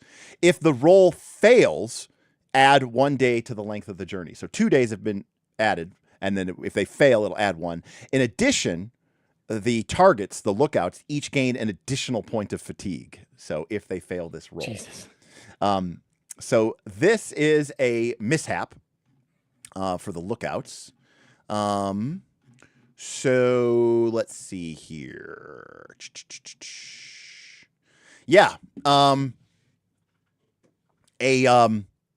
Who's got the best awareness? A sudden storm, unrelented from the shores, unstopped by terrain or mountains, tears through your camp after your first several days of travel. Sparks scatter from your fire. Tents and shelters blow down as the sudden storm comes rolling in. So lookouts, you're kind of in charge of maintaining the camp. So this is basically you guys dealing with a sudden and squall that sort of comes in unabated. A failure will mean that you guys take additional fatigue because, you guys basically lose your camp. It will also add a day to your journey because you basically spend a day trying to recover from the disrupted night's sleep and the like. So lookouts. Now, one of you can make the roll, but because you are both assigned to this roll, the other one can assist by spending hope to give them a lookout dice. However, if you assist, you will be considered a target as well, and you would suffer an additional point of fatigue as well. I'm favored 3 on awareness. I've got your back. Heart of the cards. All right. Part of the cards.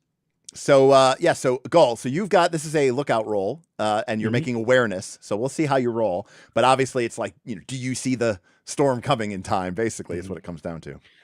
I feel like it's worth spending a hope on this. Okay. So I'm going to do that. Is there anything that you could tag to make this inspired? Totally forgot. Let's... And you can get helped on it, right? By I don't think Adraniel. so. By I don't think Adraniel. it's- Only by Adraniel. All right. Roll it. I've got hardiness as a virtue, but I don't think that's relevant here. No. So to help will cost me a hope, right? It will cost you a hope. Yes. What's your TN? You feel like you got this? Because I agree, it's worth 1 hope die, but is it worth 2? I didn't actually. How do I know? It's awareness, so it's strength. So my TN's 14, I think. You can look at your sheet, right?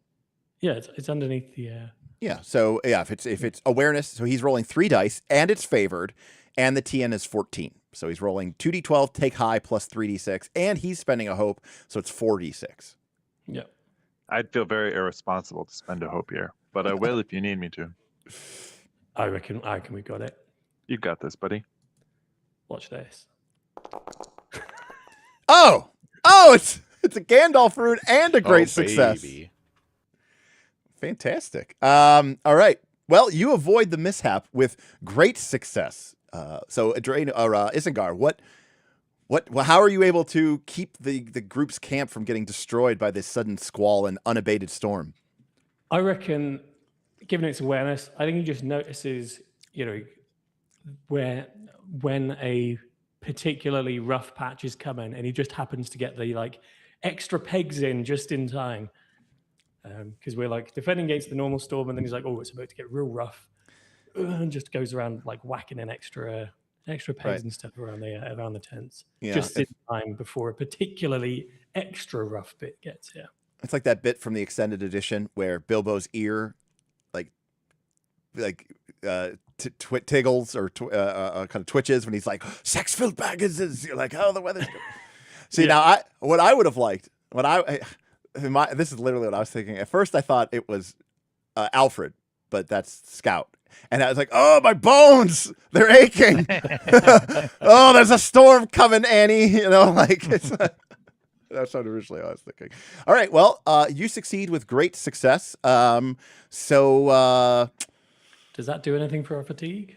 I can't remember. It does not, but everybody gets to. It just prevents the fatigue. So, unless there's something that you think that could especially make sense for a great success, I don't really particularly think of anything other than you guys don't get disrupted at all. You make everybody. We could be extra sneaky. The weather kind of hides our tracks, and yeah, that could be possible. Oh, yeah, it's actually to our advantage a little bit. Yeah, that actually makes sense. So you guys are going to go quietly. The storm makes it difficult to track you, and Isengard, because you don't have to spend a day,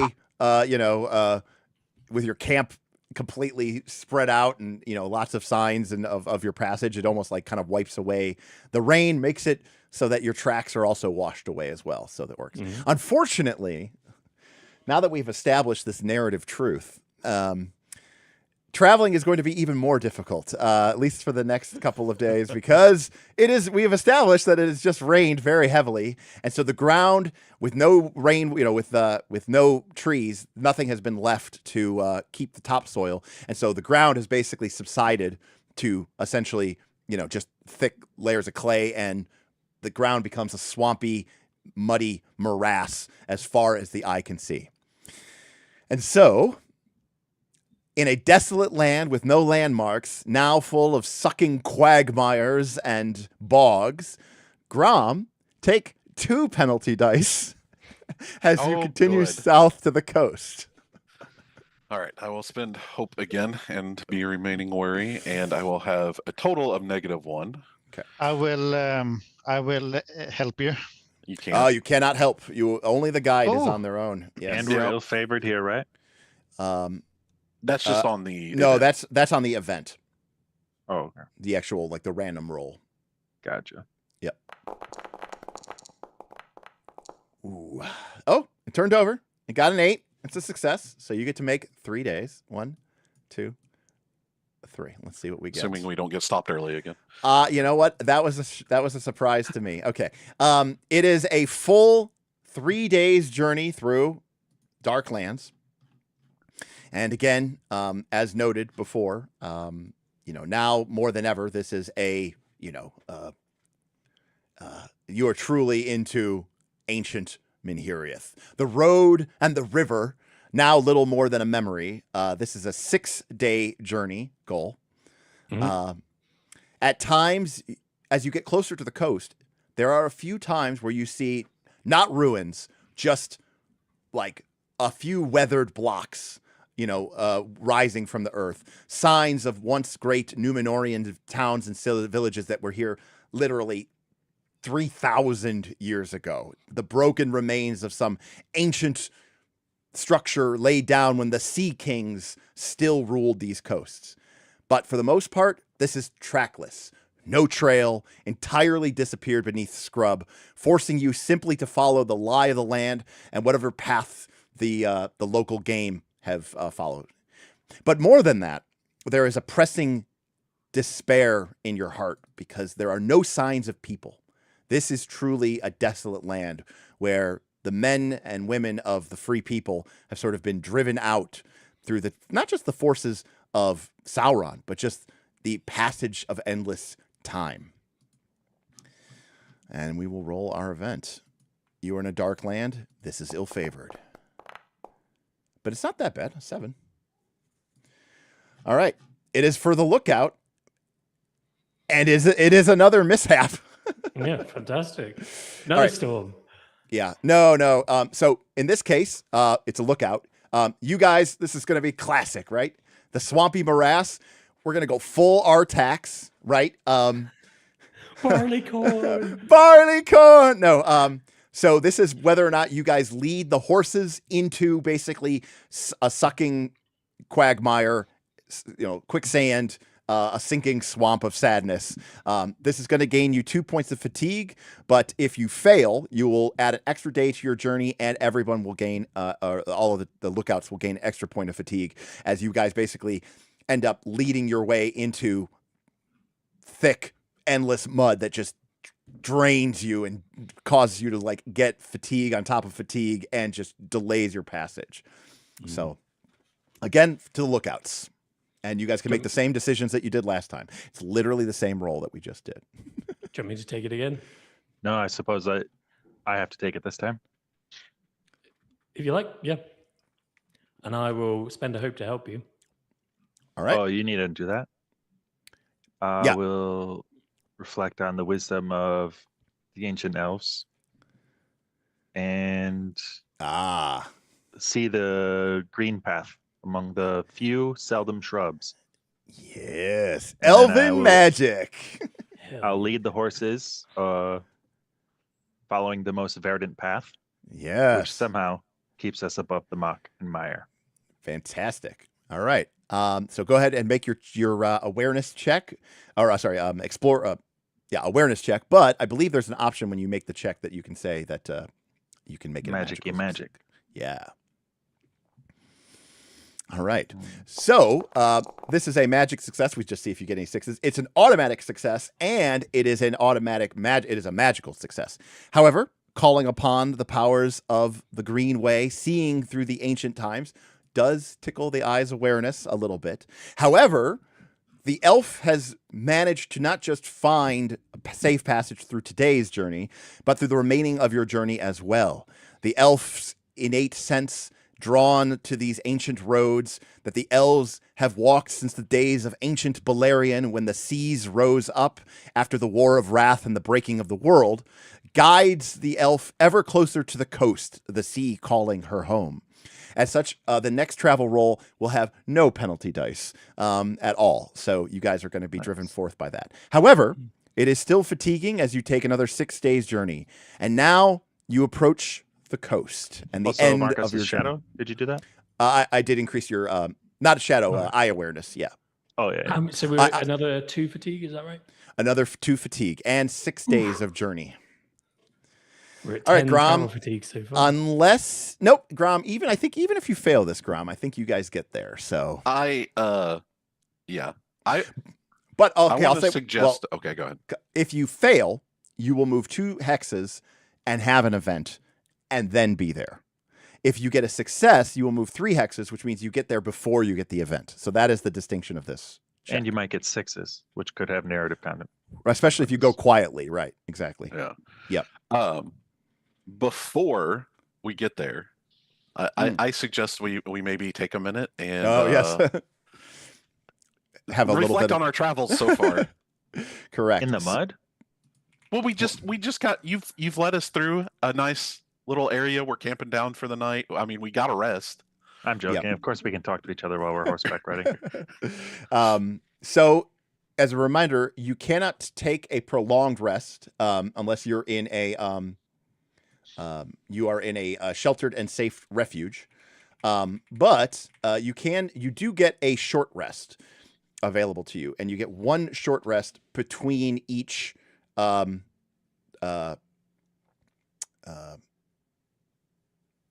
day of adventuring allows a maximum of one short rest, usually in the middle of the day. So you guys can take a short rest and recover a number of lost endurance points equal to your strength rating. That has nothing to do with fatigue, correct? Nope. It's just a short rest. Yeah, but I'll still take that. Yep. So you guys can take a short rest. There might even be something on your sheet that lets you take a short rest. Yeah, there's a little button, and it will let us spend the hope, or spend fellowship if we want to have our little scene on this. Right. Too. And because this is a rest, you guys can spend fellowship. So again, just describe what you're doing to inspire or aid people and inspire them up, and you guys can restore some of your hope here as well. I would say it does have a bit of an effect on the fatigue stuff, only in the sense that fatigue increases load, which is the balance of load and endurance. Yeah. Correct. I'm saying that the rest doesn't do anything. So the fatigue goes away, FYI. For each prolonged rest in a safe and comfortable location, you get to reduce fatigue by 1. So at the end of a journey, at the end of an adventure, when you guys are back in your fellowship phase, obviously we just get rid of it. Otherwise, you get 1 removal of fatigue per prolonged rest in a safe and, comfortable place. Yeah. Alfred would definitely want to go to Adrenial and just pick her brain about finding the green path, or like what, to him it was like a muddy morass of awfulness, and somehow she had this path found. So Sure. I don't think Adrena would hide anything. I don't necessarily understand elf magic. Actually, that's perfect. You got it exactly right. Elves don't know what magic is. Like they're like, that's just, they're like, that's normal. Just how the world works. Yeah, they're like, they're like, I didn't do magic. They're like, oh, this magical ring, that's not magical. We just made it. Good. Why don't you just make your rings better and control the world with them? I don't understand what you're talking about. I think Uta will talk to. I'm going to turn on a fan real quick. You guys keep. Okay. Will I get a hope from you, Jacko? Yeah. Spend a community point. Nice. Thanks. Or fellowship, whatever. Uther was going to talk to Isengard and compliment him for good shooting and saving our camp. Like, give you like a good clap on the back. Orcs are a lot easier to hit than rabbits in the forest, I tell you that. Lot larger targets. Mm-hmm. I'll go to Utar, and I'm trying to figure out why you won't use the sword. We know it is a powerful weapon, and this last time was basically that I forgot to add it to my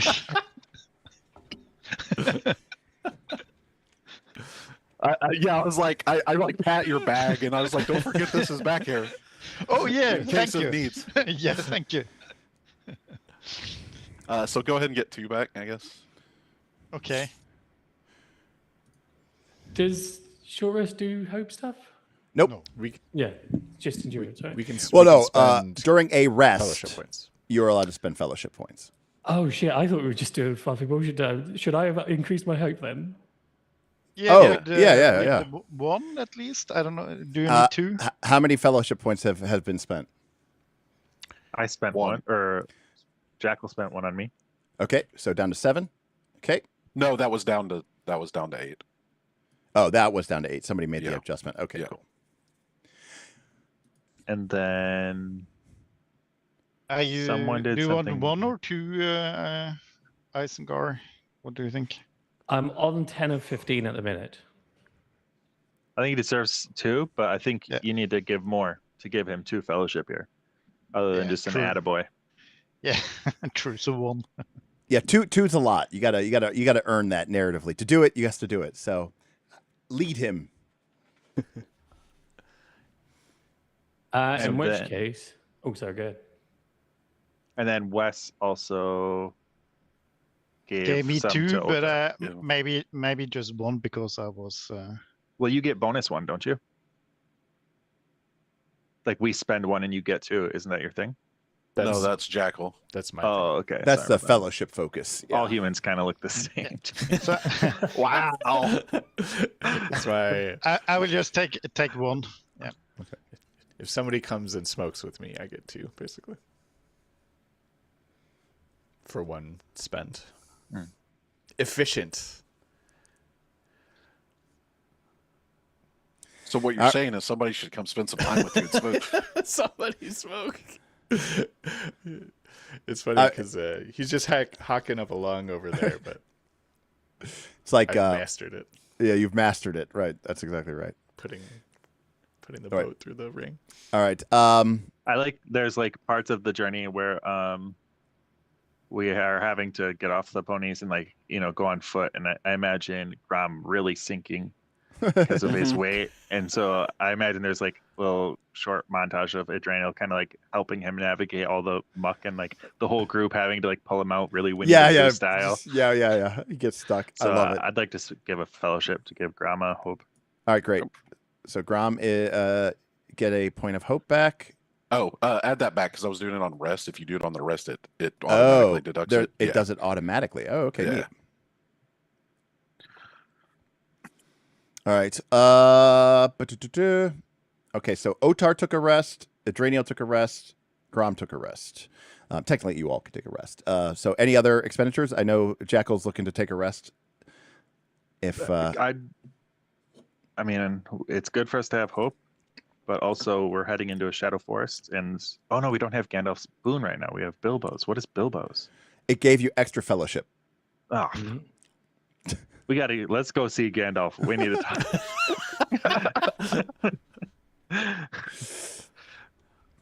talk. Technically, you are going to skirt the edge of Erenvorn. You're at the edge of it, but Come on, we can't come all this way and not go into the woods.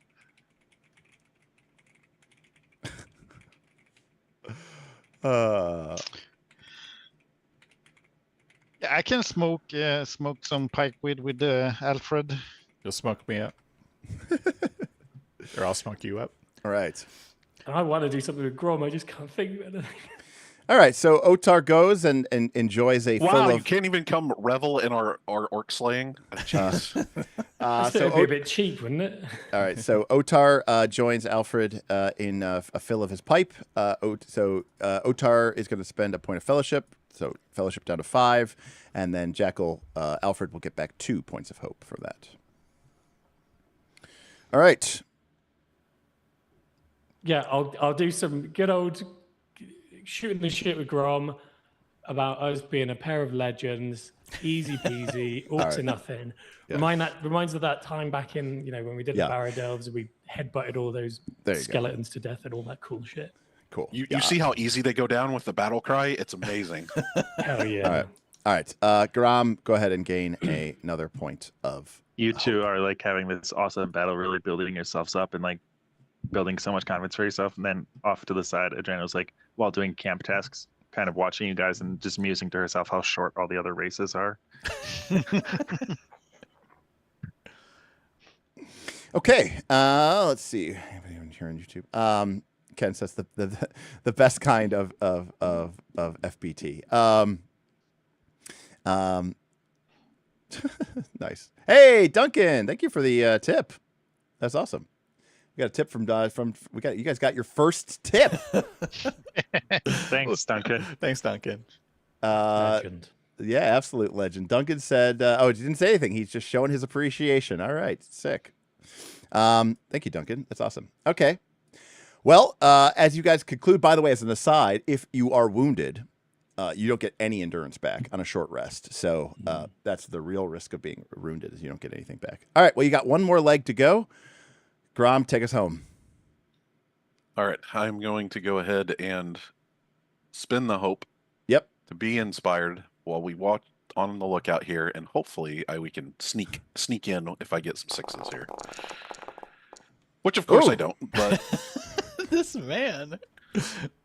like I'm like a statistical anomaly. Like I don't. What is happening?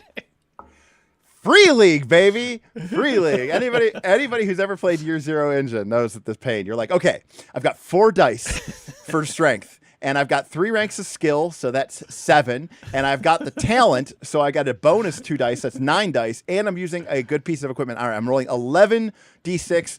I need a 6 to succeed. All right, no 6s. That's fine. All right, I'm gonna push. I get to re-roll all of my dice, pick them all up. 3 1s. So I fall unconscious, and I still didn't succeed. Great, that was awesome. That's playing Forbidden Lands in a nutshell. All right, well, you guys succeed, so you do not have a final event. Instead, the land begins to fall away before you, descending through the gray and the green of the endless heath towards the great western sea, Belagar, the great ocean. The wind is what first kind of counts to you, and the elf, more than anyone, she feels it before perhaps then the hobbit and then the humans and the dwarves. The wind grows stronger, cold, and tinged with a new experience, a new smell, salt. And then the distant cries of gulls, and eventually the endless murmuring of crashing waves. For the coast of Eriador, remember, was formed out of great ruin. There used to be a land here, great kingdoms of elves in the First Age. And then when the Valar came to Middle-earth to make their war against Morgoth, called the War of Wrath, the actual powers unleashed during that war literally destroyed and sank the land. So there's no like gentle beach. Like most of the coast of Middle Earth is quite literally just like as if like the land collapsed and crushed away, and this is what's left. And so it's pretty nasty. So at last, you crest a barren ridge at the end of Minhiriath, and you behold Belagar, the great ocean. The great sea weighs out before you, falling past beyond all sight, dark with moving patches of sunlight dappled across its surface from a low ceiling of cloud, bands of sunlight moving across it. And southward, you can see that the grasses of Minhiriath change to thorn and bracken, and as you look, northward, you can see the dark wall upon the northern horizon, perhaps no more than 10 or 20 leagues away, the veritable dark wall that is the edge of Erin Vorn. No friendly Shire woodland is this. No. This is an ancient and twisted forest, the trees bent by centuries of the sea winds, an ancient remnant of a forest that once stretched across this great land, and those spirits, perhaps even Adraniel can sort of feel them, much like Fanghorn, right? Angered, bitter at what has transpired here. And this narrow cape amongst rocky shores, all that is left of a once great wood that stretched all the way between the 2 rivers of the Brandywine to the north and the Grey Flood to the south, now the desolate land that you found yourself passing through. But you guys...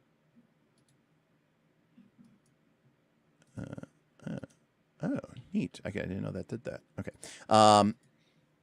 You guys find yourself coming across a narrow and ancient harbor built into those very self-same rocky walls. And here, in a jagged display on the coast, the broken cliffs form a narrow and shaped divide upon which stands a relatively safe harbor. And built into the very walls of this harbor and cresting both arms of the ancient cove are the remnants of an ancient Numenorian fortress, or perhaps some sort of port. What was once here, you do not know. For if it was built by the Numenorians, it was built thousands of years ago, probably even before Arnor. This has been when Numenor was still an island nation, and they were first making their their forays into Middle Earth. However, as you bring your, do we have a party here? The Fellowship of the Last Call.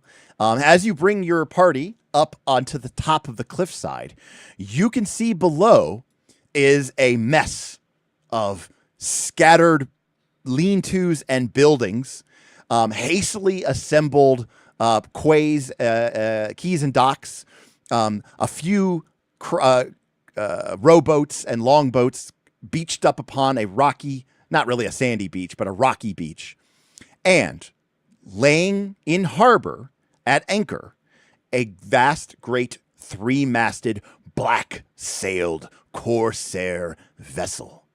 From this distance and this vantage, you can see, scattered like ants, the forms of creatures and men moving about on the rocky shore. You could even see a few on the boat as well.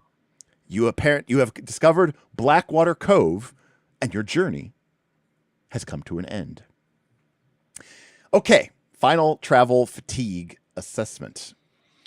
Yeah, what was the event? There was no event because he succeeded, so you didn't have that. So it did add 4 more days of travel.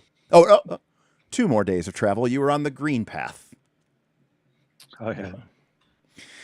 So after 23 days of hard travel, you have come finally at last. Your fellowship comes to its end at the shores of the sea. However, you are facing a staggering 10 travel fatigue each. So we will start with Grom. Grom, you have Iron Hoof, so your travel fatigue is automatically reduced down to 8. Make your travel roll, sir. Is there a place on here that I like on this, or do I just do it from my character sheet? On your character sheet. I think you just do it on your character sheet. Travel roll. Yeah, this is not in combat, so anything normal applies here. I don't think I'm going to spend hope. Like, I can't roll. I can't roll 6s anyway, so why waste the hope? And I is Sauron. Did you succeed? Oh, you did. Well, you get 1 less point. So, Grom, you get 7 fatigue. Jesus. Yikes. And most importantly, where is it? There it is. No. I was favored. I had favored. an I and a. Ah! You really wanted to push that button. You just I wanted to click the button. All right. I didn't know you were favored. All right. So you suffer 7 fatigue, Grom. So for those of you, again, watching at home, the way that this works is you can see that Grom has a load. Load is basically how much gear he's carrying. As a dwarf, actually, he's very favored. His armor and helm only count for half. However, fatigue adds to virtually load. It's not actual load, but it adds to it. And if your load ever equals or exceeds your endurance, you become weary. So you can see that Grom is now at 23 load because of his fatigue. So if he just takes even a few points of endurance, it's actually impressive that you're wearing full armor and you have 7 fatigue and you're not, weary. That's pretty good. All right. Who's next? On my list. Oh, I'm actually at 25. I forgot to re-equip my spear, so I'm real close. Otar, you also suffer 8 fatigue minus whatever successes you're able to get from this travel roll. Yeah, so I have my traveler biscuits. Yes. So that'll give you a bonus die to a travel roll for sure. Absolutely. Yeah, and I think I will. I can use the speak to birds, I think, to make this Let's take inspired. Additionally, when you're outside, once during each combat, council, or journey, so once per combat, once per council, once per journey, as long as you're outside, which you clearly are, you can choose to become inspired on any one roll, which means if you spend a hope, you get 2 dice instead of 1. So, yep.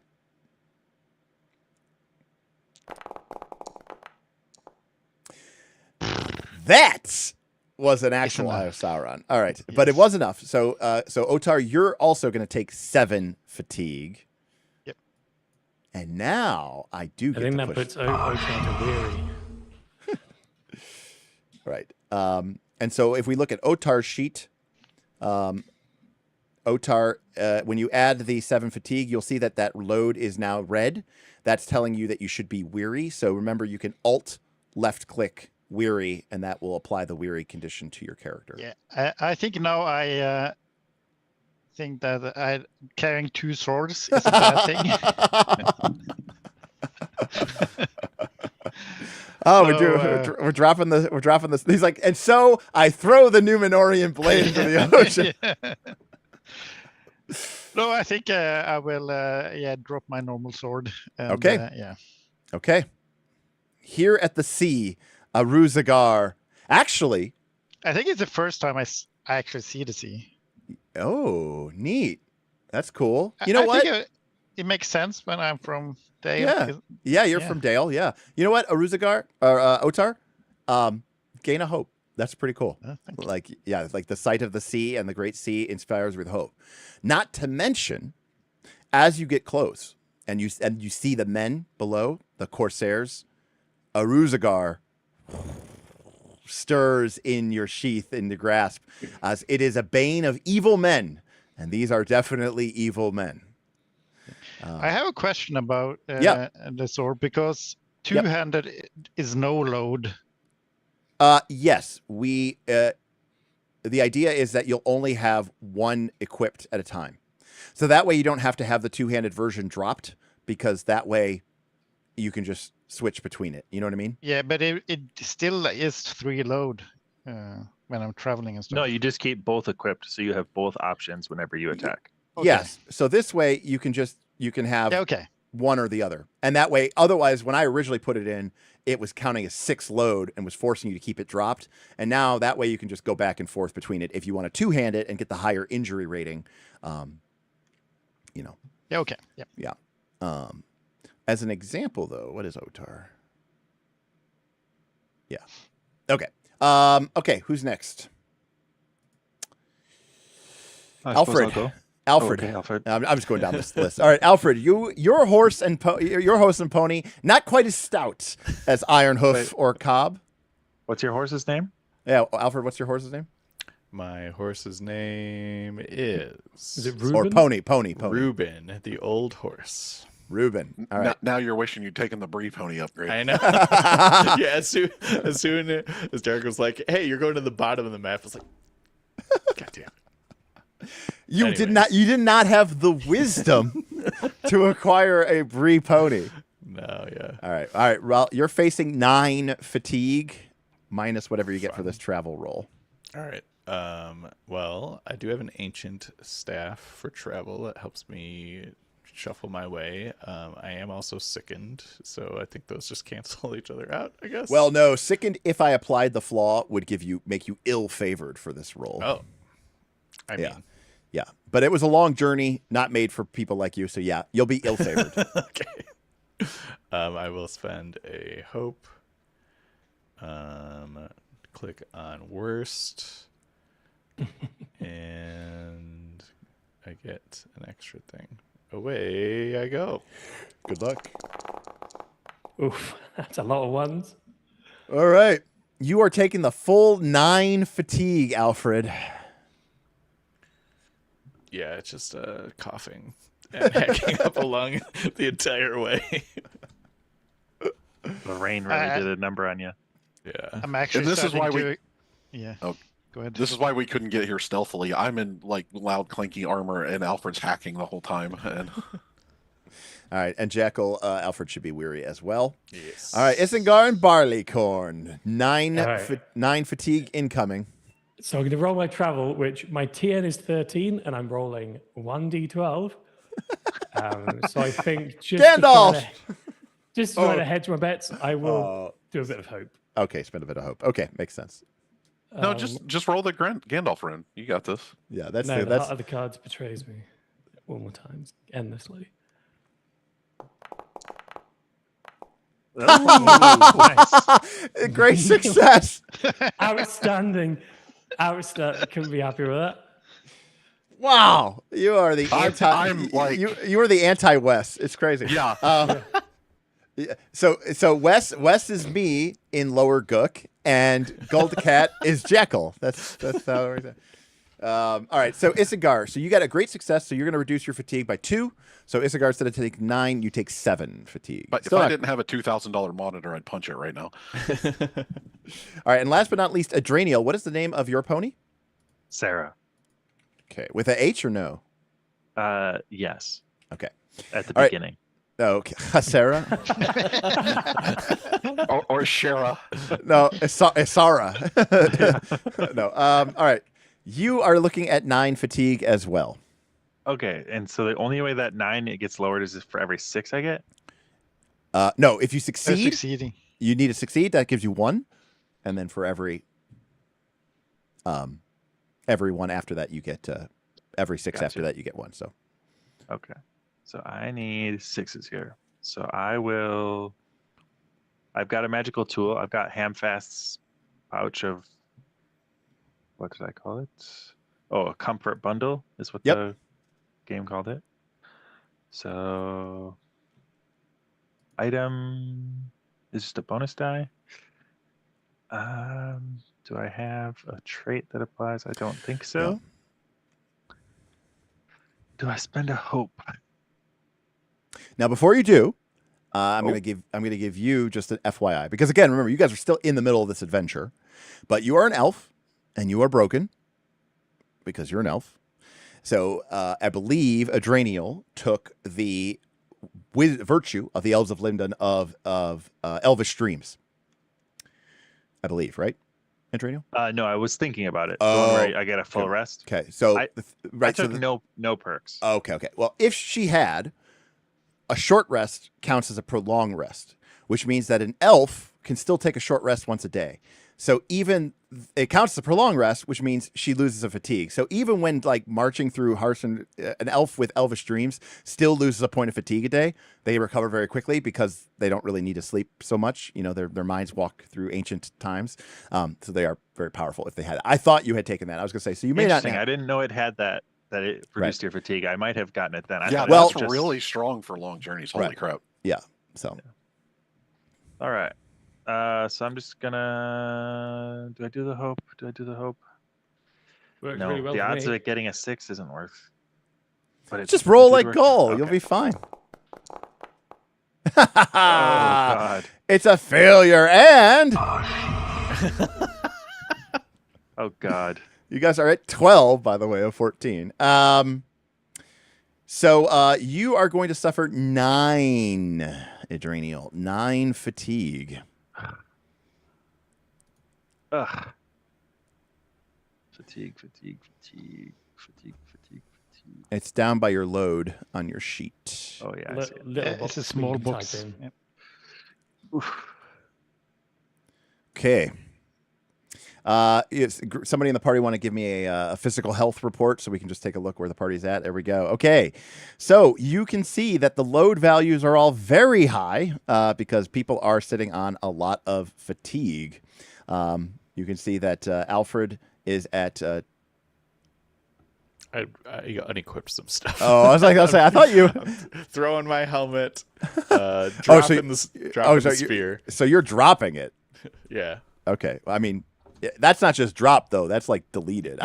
Okay. But I mean, I'm just saying, make sure that you don't. I mean, you could always get it back when you get back to town, assuming you have the means to do so. But I have I guess questions on that because our ponies can carry a certain amount of load. Treasure. But that's is it just treasure? That's what I was thinking. I just wasn't for sure. Yeah. Yeah, the ponies are already sort of representing them. Whatever. That's Alfred's treasured helm from his father. It is, and it's gone. All right. So that leaves you guys with now on the edge of Blackwater Cove, swarming, as you can see, with evil men and pirates. So, yeah, good stuff. We had to just figure out if there were pirates here, and now we Yeah, have figured it out. So should we just move along? Yeah. So Bilbo wanted you to be able to get proof that these corsairs were operating at the behest of some evil force. And we don't have smartphones, but luckily I have an iPhone 14. So right. It's kind of like, and as a result, so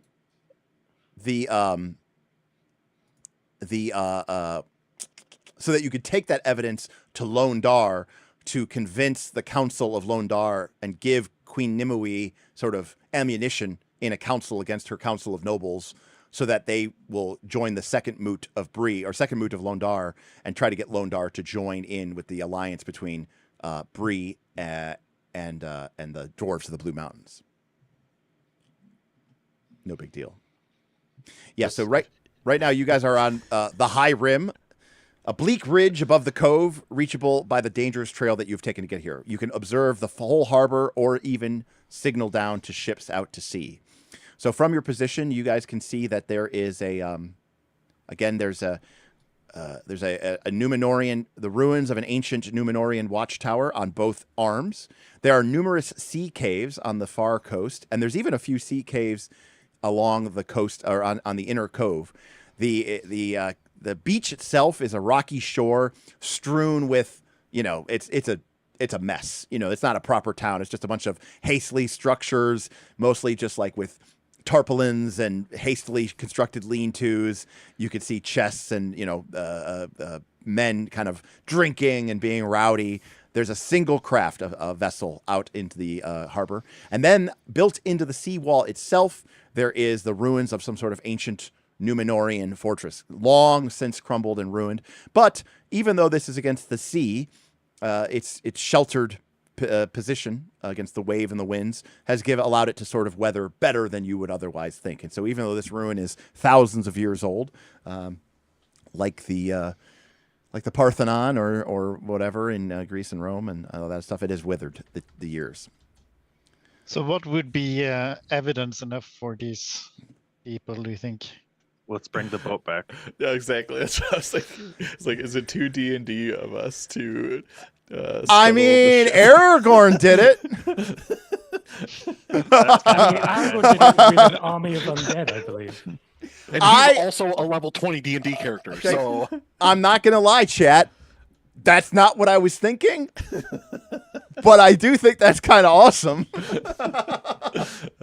Shit. I was assuming we would sneak inside and just, find some documents or something. I mean, But that's fuck it, let's steal a ship. That is it's a bold move, Cotton. Do the ship have like a flag or something that we recognize from above here? Something I have a feeling if we rolled a great success, it would. Yeah. So why don't we make one of those rolls? One of them rolls. Lure us up, Jackal. Lore? Alfred. Yeah, I see a flag. Yeah. I'm just trying to think what it would That's be. my cousin Anthony. He's the one of the pirates. Yeah, Spin a some fabulous points. point. Yeah, exactly. Yeah. Yes, absolutely. Okay. Scan is for examining something closely or attentively. Yep. So I think it would be a scan roll. Yeah. I think everyone can scan. My scan's not that good. The gram is pretty good, I think. Yeah, I'll take a look see if I notice anything. What are your dwarf eyes see? Yeah, what are my dwarf eyes sees? Yep. I don't think I have anything for this. Nope. All right. So what I see. Okay. Hey! It's fine. I got this. A 6. Look at this guy. All right. So not only that, you get additional information. Great success, Grom. So what do you want to know, Grom? I mean, you get a good vantage, and you spy and look down upon the Corsair vessel. As a great success, you see that it is full not of mere, the men of Bree or Tharbad, but actually, as you look, you can see that these are not simple pirates of Eriador. These are sallow-skinned men of Umbar, Southerners. Oh. So we can blend in easily. Well, there's a hobbit and a dwarf and an elf amongst you, so no. Also, you're like a 6'7" Viking, so no. I mean, I'm like 99% certain I can sneak in there at will. The die are with me today. Can we get Yeah, is there like a population estimation? Yeah, a lot. I guess is there like a specific like area where most of the people seem to be traveling back and Okay, forth well, I'll say between, that. or- Oh, you know what? Because I wanted to tempt, I will say, Grom, with a great success, that most of these Southern Raiders, which apparently calls it generated actor. Oh, you know At what it least is? they're not paid actors. I mean, come on. Actually, you know what's cool? Is the reason why it says that is because this module has, or not this module, this Foundry system has a cool thing where you can copy and paste the stat block from the One Ring PDFs, and it knows how to parse it, and it will create an actor with the information, which I think is really cool. And so it did not, however, it is not smart enough to give the prototype token a name or a piece of art. So that's why it's just a generic thing. But this is the Southern Raider. You can see that the Southern Raider, as you look closer, and again, you got a great success, so I'm feeling magnanimous. So the Southern Raider has axe and short spear. They wear a thick leather jerkin, but they are men of the South of Umbar. Most of them seem to be on shore, either drinking, sleeping, feasting, smoking, sitting around, campfires, breaking out through kegs. You can see that there's miscellaneous chests, not really treasure, but there does seem to be mostly like goods and supplies that they have acquired from raiding. Oh shit! Should I just mark a shadow already? And just like. Adraniel, you actually can notice that some of the goods that they seem to have are even of elven make. So they have probably been raiding the lands of Linden. But you would say, Grom, that there is probably a good dozen of these Corsair raiders on the actual ship itself, above deck. Now, what's below deck, you don't know. But I mean, this is clearly a ship that could probably support as many as like 80 people. So there's only, but it doesn't look like anybody wants to be on the ship when you could be, when you're finally. Yeah, when you have shore leave, why would you stay on the ship? Like No, exactly. That's exactly right. So. Wear their flag or some distinctive features? No distinctive features. A black flag indicating, the mark, and then black sails, but no distinctive markings. But I'm telling you you can see through the scan roll that these are not just mere Eriadorian pirates. These are Corsairs from Umbar. So what's the best way to get to the ship? Well, the map is fairly accurate. So obviously there's going to be either a boat or swimming involved. I'm having a lot of second guesses about commandeering the ship. By the way, guys. Yeah, this is the first time I see the sea, so ocean. I don't think I will get on a boat and do something that's sensible. Well, okay, you can walk the ponies back. Yeah. Where's our seamanship skill? What? Got to be like travel. They're real subjective. Yeah, they're pretty subjective. That's a great question. I would say that it feels like it should be a might roll or a strength roll, in my opinion. So I'm guessing it would probably be, because I don't think it's heart. Craft. So I'm guessing it would either be athletics, because it says it's a broad skill covering most of the physical activities that a character would take, like running, leaping, climbing, and swimming, examining physical prowess, grace, and control. So in terms of like physically sailing a ship, I would say it's like athletics. As far as like, guiding it effectively, yeah,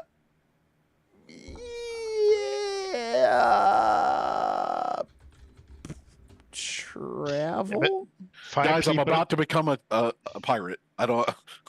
5 people can't like drive the ship or pilot the ship or sail the ship. I mean, in Pirates of the Caribbean, they were able to do it with just 2. Yeah. Which is that's a documentary, if I remember. Yeah, that is a documentary. Yeah, it's not. There's a couple different skills that could be argued. Travel, right, is obviously used to estimate the length of a journey, read a map, evaluate strangers on the road. It basically covers all elements of travel, but I don't necessarily know that it would cover steering a ship. So, but yeah, something like that. Travel, athletics, craft. I could see a point being made for all of those at some point or capacity. I mean, you are capable characters. I would say that, like, for example, having indicated he's never seen the ocean, I would give, Otar probably -2 dice, whereas Adrenial, being an elf of Linden, literally the home of the Grey Havens, may have grown up around boats her entire many centuries of life. So, wait, so you're saying we could theoretically steal the ship? Oh, absolutely. Can I use a magic success? If you have the skill rank, and depending on what you're trying to do, yeah. Oh yeah, true, yeah. But I mean, like, absolutely. This would be so great. Oh, by the way, using your elf lore to commandeer a vessel will definitely count as an overt use of your magical powers. Yeah. As you call upon there are issues before we can actually take the ship. We have to get down there unseen. Oh yeah. That you guys are trying to figure out like what the best way. If this is what we, you guys are putting the ship before the sea. And we do not blend in. We can't like go in. I there will and try say, sailing a Umbar Corsair ship into the harbor of Londar will definitely count, 1, as evidence, and 2, would probably result in some very significant bonus dice for the subsequent council that might occur. Yeah, it would just be there like, yeah, it's the Ambar courses. Are you sure? Did you ever see do you ever watch the old YouTube channel, How It Should Have Ended? Yeah, I love that. Yeah, it was like an animated thing where he like would make fun of the end of movies about like how it should have ended, and in the one which is how Superman, the first Superman, the one with Christopher Reeve, he goes, it's like it's kind of crudely animated, and like Lex Luthor's like, I've launched a nuclear missile, Superman, and even you, with your great speed and great strength, can't stop a nuclear missile. And Superman goes, hold on. And then he like disappears for half a second, and he comes back, and he's like holding the missile, and it's jets are firing, and he's like, and Lex Luthor's like, ah! And he's like, wait, this nuclear missile, this one, is this the one you're talking about? Because you said with my great speed and great strength, I couldn't possibly. I circled the world a couple times. I didn't see any other nuclear missiles, so you must have been thinking about this one. And he's like, what are you doing? Anyway, so that would be you guys being like, what? Oh, what ship? Oh, this ship? We went up and down the course, the coast. We didn't actually see anything. I will also say, from a generic like meta clock perspective, stealing the ship would also strike a significant blow against the shadow in terms of how much shadow you would heal yourself of at the end of this journey. Because you have struck in a great blow by not just acquiring information, but actually taking their vessel. I mean, but what if we butterfly effect and Aragorn is never able to reinforce the Rohirrim on the fields of Pelennor? This is that ship. It was this little ship. This is even better. We have to do it now. Yeah, I mean, I'm sold. It seems like what we got to do. Only way we can either come down here a bit, do a little thing, pop along, do a little swim, or get crafty, sneaky beak, try to see if we can risk it for the biscuit with this boat here. Right. Yeah, those are both very interesting ideas. Right. One is to kind of sneak around the top of the cliffside, come down along this sort of draw, and make your way down to the beach and try to commandeer one of these longboats, and then row out. Alternatively, as Golden mentioned, this left side, this sort of northern, the left side is actually the north side, is much less inhabited, but you'd have to probably scale some cliffs and obviously swim. I am very excited about Alfred drowning here. Super stoked. So this is a point where Derek is going to mention to the folks at home that the One Ring actually kind of sort of has a position and effect system where when you make a check, we haven't been using this as much, but there is it's called the risk level. So it's very similar to Controlled, Risky, and Desperate from Blazing the Dark. Standard risk level is that if you fail, you get a normal failure, or you could even, at the GM's option, he can offer you success with woe, right? Basically, success with a complication, even if you fail. Kind of like Torchbearer in that way. A hazardous check is that if you fail with woe. There is no option, and there's no just simple failure. You didn't do it. It's you didn't do it, and then there's the foolish level of risk, which is a failed roll results in disaster. So we'll be exploring some of those concepts. By the way, no, 7 load male shirts swimming. Right. I was gonna say same thing with the dwarf in heavy armor trying to swim to the ship. That will also be what I would consider to be foolish. There's also the issue of your ponies and horses. Mm-hmm. My actual thought initially, before we started talking this stuff, was ideally burn the ship. But I was thinking we'd probably just do a little sneaky beak around here and see if we can find any interesting documents. There also could be documents on the ship as well. So, is this PF2 where a random guy is going to have a journal about everything that the pirates have been up to? Dear Diary, today I went raiding at the behest of John, who's paid me lots of money to do it. Yeah, the captain's log is probably a safe bet. Yeah, fuck, the captain's log is probably a really safe bet. Yes, if you want to look on the beach full of drunken sailors, that is totally an option. That being said, there is the ancient Numenorian ruins built into the seaside as well. How? I have an idea. All ears. Maybe you guys can assist me, and we go to the cliff and we sing out into the ocean or to the coast, and we hope that one of the servants of Waihir is in the area. Summoning an eagle of Manway is pretty next level stuff. Hey, it's magic. If you are calling out to the lords of the West, you're an elf. At the sea, I have to give that some amount of respect. Will a great eagle appear? Maybe with an extraordinary magical success. I'll say that. How about that? So how many? 2 6s? Two sixes. You know what? I've laid it down.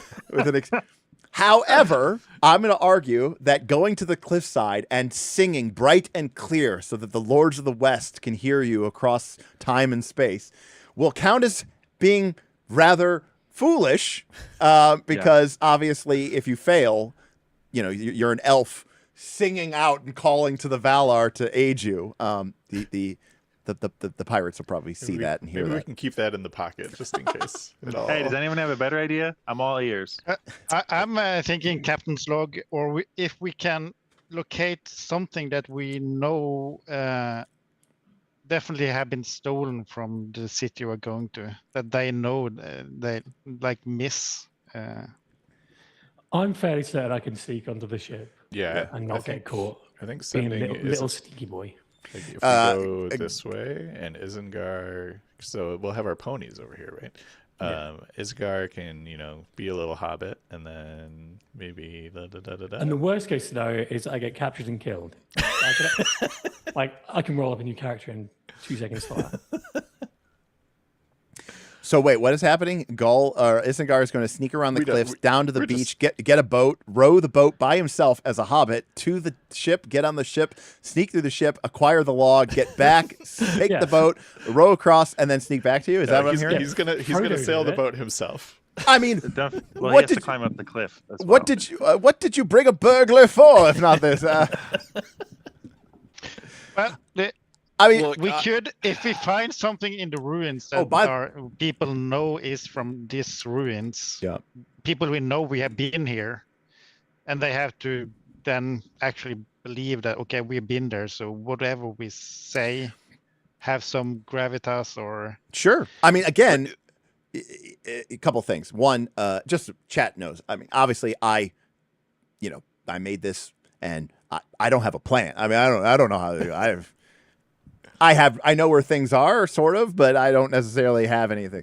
Number two, what you're looking for is evidence, and that evidence is going to determine. I'm being completely transparent with you. Again, Derek likes mechanical. The difficulty of the council, the rating that you're going to have to achieve, is going to be based on how good your evidence is. Remember, the way councils work is you either need to get like 6 successes, 9 successes, 12 successes. And so if you come in there and you're like, I saw boats, they were Umbar, you got to believe me, right? That would be, you could do that. And I would say, okay, you need 12 successes to be successful. Well, I also feel like if we did go, like, let's say we went into the ruins and found something and that would be known to be here. I almost feel like it would make it more difficult because it'd be like, well, they let you just walk in, take the thing, and leave. Like, yeah, right, there's nobody there. You just went and robbed some tombs, right? No, I think that we're not going to have any problem having them believe that we found pirates. What we need is evidence that there's some greater machination against the sovereign state. We need a dead pirate to take back to an alive the pirate. We need an alive pirate, is what I'm thinking.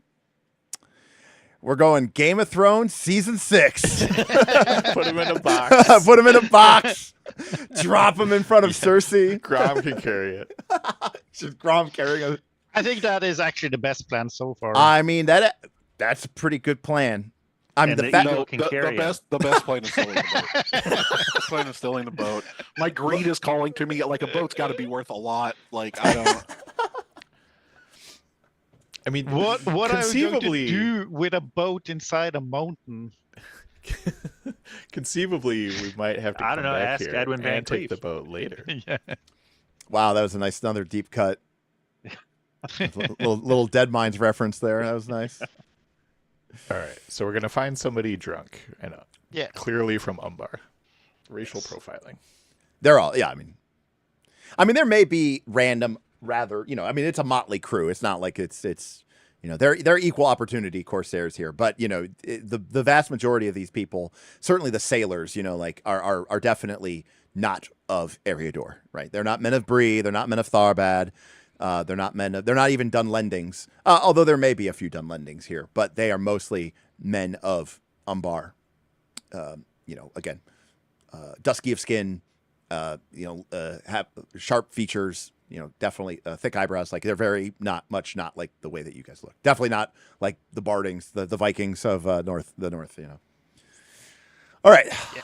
All right. We've debated long enough. Now, again, by the way, if you're watching, this is why Blades in the Dark is a great game for heists, because you skip all of this. And by the way, if you're playing Blades in the Dark and any of this is happening, you are doing it wrong. You are failing as a GM. You are not following the rules. You have fucked up.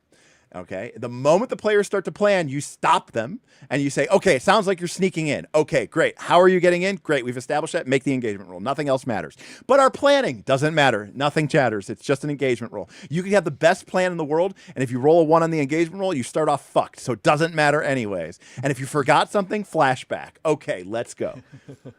Instead, we aren't playing Blaze in the Dark, and we are doing a heist, so we get this. We'll be playing Blades in the Dark on another patron game soon. That's right. So That's right. it's great. Compare, contrast. That's right. great. No matter what plan we choose, we're probably going to fail the first. To be fair, I'm not mad at the One Ring because it is not a heist game. Blades in the Dark is, so it's better that Blades in the Dark handles that particularly well. Anyways, what is the plan, gentlemen? You've wasted enough time. The eye of Sauron is growing impatient. I'm about to click this button. 2 6s on 4 dice is 11% chance. Isn't there, I believe. Let's get a drunk sailor. Yeah, Take him sneak back down there, find someone drunk. So your plan drunk is sailor to take us to the boat, and then we steal the boat. No. What do we do with a drunken sailor? Kidnap him and take him to London. You know what? This might be a good use of AI. Is I'll take my transcript and I'll say, AI, what percent of the session was spent with the party debating and arguing over what they should do, and I'll use that to determine how much fellowship you guys get. There we go. That's funny. I know. But it's only because we love talking to each other so much. Of course. Exactly. Of course. We value everyone's ideas equally. Right. Yeah. All right. All right. Adrenial turns to Otar. Yeah, let's find a drunk sailor and get him back to. All right. Cool. I don't remember the name of the city. Londar. Londar. All right. So the first question. Isengard, come with me. Yeah. So the first question is going to be: you guys are going to have to sneak down to the beach. Obviously, not taking that route. So you guys are going to walk along the cliff, which is fairly easy, and then you're going to have to make your way down to the beach. I'm thinking we just pop the ponies over here. Yeah, I mean, the ponies can hang it back. It's fine. It's whatever. So the first question is, are you climbing down these cliffs, or are you trying to take this kind of narrow path that takes you past this fortress or this ruined keep watchtower? The climb would be pretty easy for me. I have a rope. And remember, if you do a group event, any 6s that you get can cover other people's failures. And since you guys roll so many 6s, Alfred. Alfred's just gonna sightsee. Okay, great. Jekyll, if you want, you can still offer help, but it's kind of almost like from the planning phase. It's almost like a posthumous help, you know? All right. So you guys are going to make your way down the cliff? That's what I would suggest. But Okay. All right. Well, the first problem. As you come to the... actually, this might be to your advantage. As you come to the watchtower, who's leading? Actually, you know what? Actually, so everybody but Jackal, everybody but Alfred, make a awareness roll. So this is a group check. So everybody has to succeed, or you can, and any 6s will cover everybody else. Okay, Isengard got a success. Failure from Adrenial. Failure from Grom. All right. Wait. Did you roll the wrong How did thing? I fail? It looked like a 10 for me. Never mind. Looks like you got an 11. It must have been a 6. All right, one more roll from who do we miss? Oh no. Failure. Oh, so you guys got 3 failures. Should have said Isengard in. Oh, okay. Well, in that case, you guys don't see that there are already people in this watchtower. Perfect. But that's what I was saying. It could work to your advantage, because now they aren't as drunk. Now, do I? I don't think I even have anything that even remotely resembles this. So I'm going to activate this. We use this for the troll scene, but it works for the purposes. No, more trolls! There's trolls in this tower. Yeah, right. Okay, well, so as you come down to this tower, there's actually I'm gonna have to actually do some. I didn't expect you guys to go this way, and this happened, so I'm gonna have to do something here. Let me parse a stat block. Okay, chat gets to see me doing this here.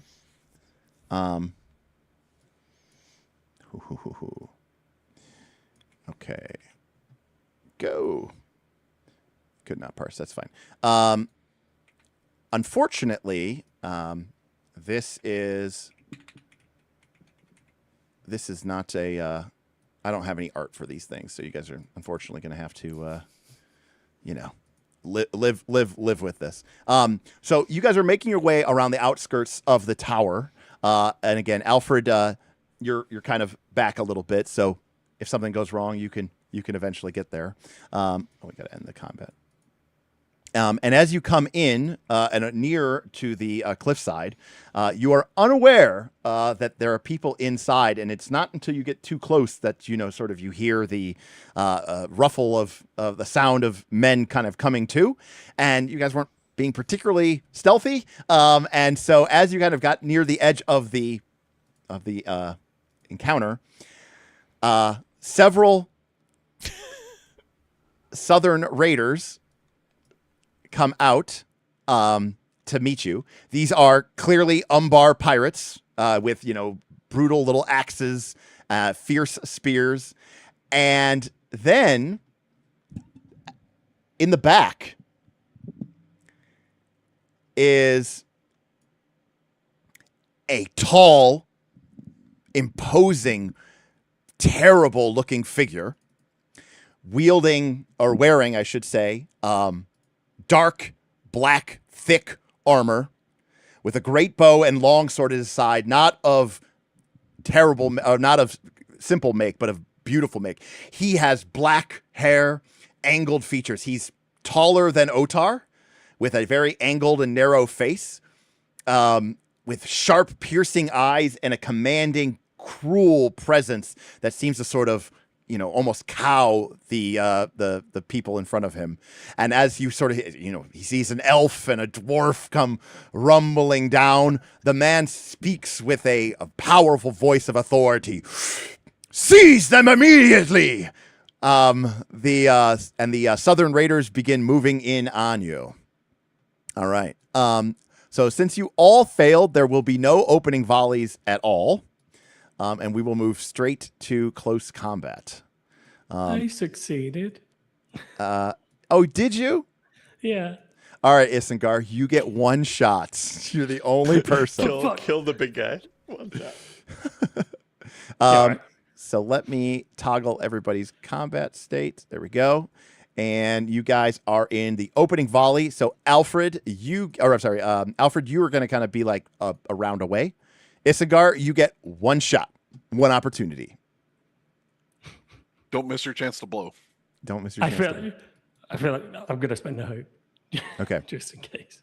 All the cards. And by the way, so because it's using my new stat block, you guys can see the Black Numenorian stats, right? Yep. Okay. Yep. Otar, cold fire. What's the English name? Cold Warden gleams with powerful blue light, as brighter than you have seen it yet, more so than against the bandits, but at the presence of this, which your characters may not necessarily know, but this is not merely a man from Umbar. This is a Black Numenorian. So this is the same race as Aragorn, the Dunedain, but there were those that betrayed the Valar and served Sauron. The mouth of Sauron was a Black Numenorian as well. So these are the same people. These are basically evil Dunedain, evil rangers. All right, hot the cards. Yeah, good luck. Oh my God, did he just do it? Yes. Holy shit, did he just do enough it? to throw in a pierce. Let's see if we can get it. Did he just do this? All right, well, he takes 3 damage, 17. I'm definitely going to spend a point of resolve. Do it. Please. Yeah, these are... I don't think so. Actually... some pretty crap roll. Actually, no, yeah, this is actually not resolve. This is actually hate. So actually, I should change that. It's not resolve. He's a meanie bobini. He is a meanie bobini, as you say. That's a Tolkien term. Yes, that's correct. It was... Dom Bombadil, the beanie, domini. Yes, exactly. There we go. Hate. All right, it is hate. He's going to spend a point of hate to make this roll plus D6. He also has... Oh, no. He has the thick armor ability. Spend a point of hate to gain 2 dice on a protection roll. All right. Fine, they're all Odds gonna are be not in my ones. favor. All the ones. They're all gonna be the ones, it's fine. All the ones. So I'm getting 2 bonus dice with his thick armor against TN. No! Oh my god. What just happened? He's dead. Yes. Amazing.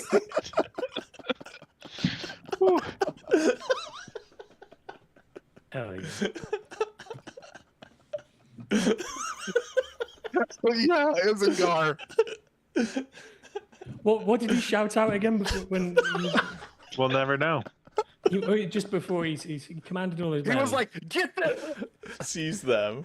Yeah. yeah, No, or it's Isengard like, drops him and goes, Seize got this. you.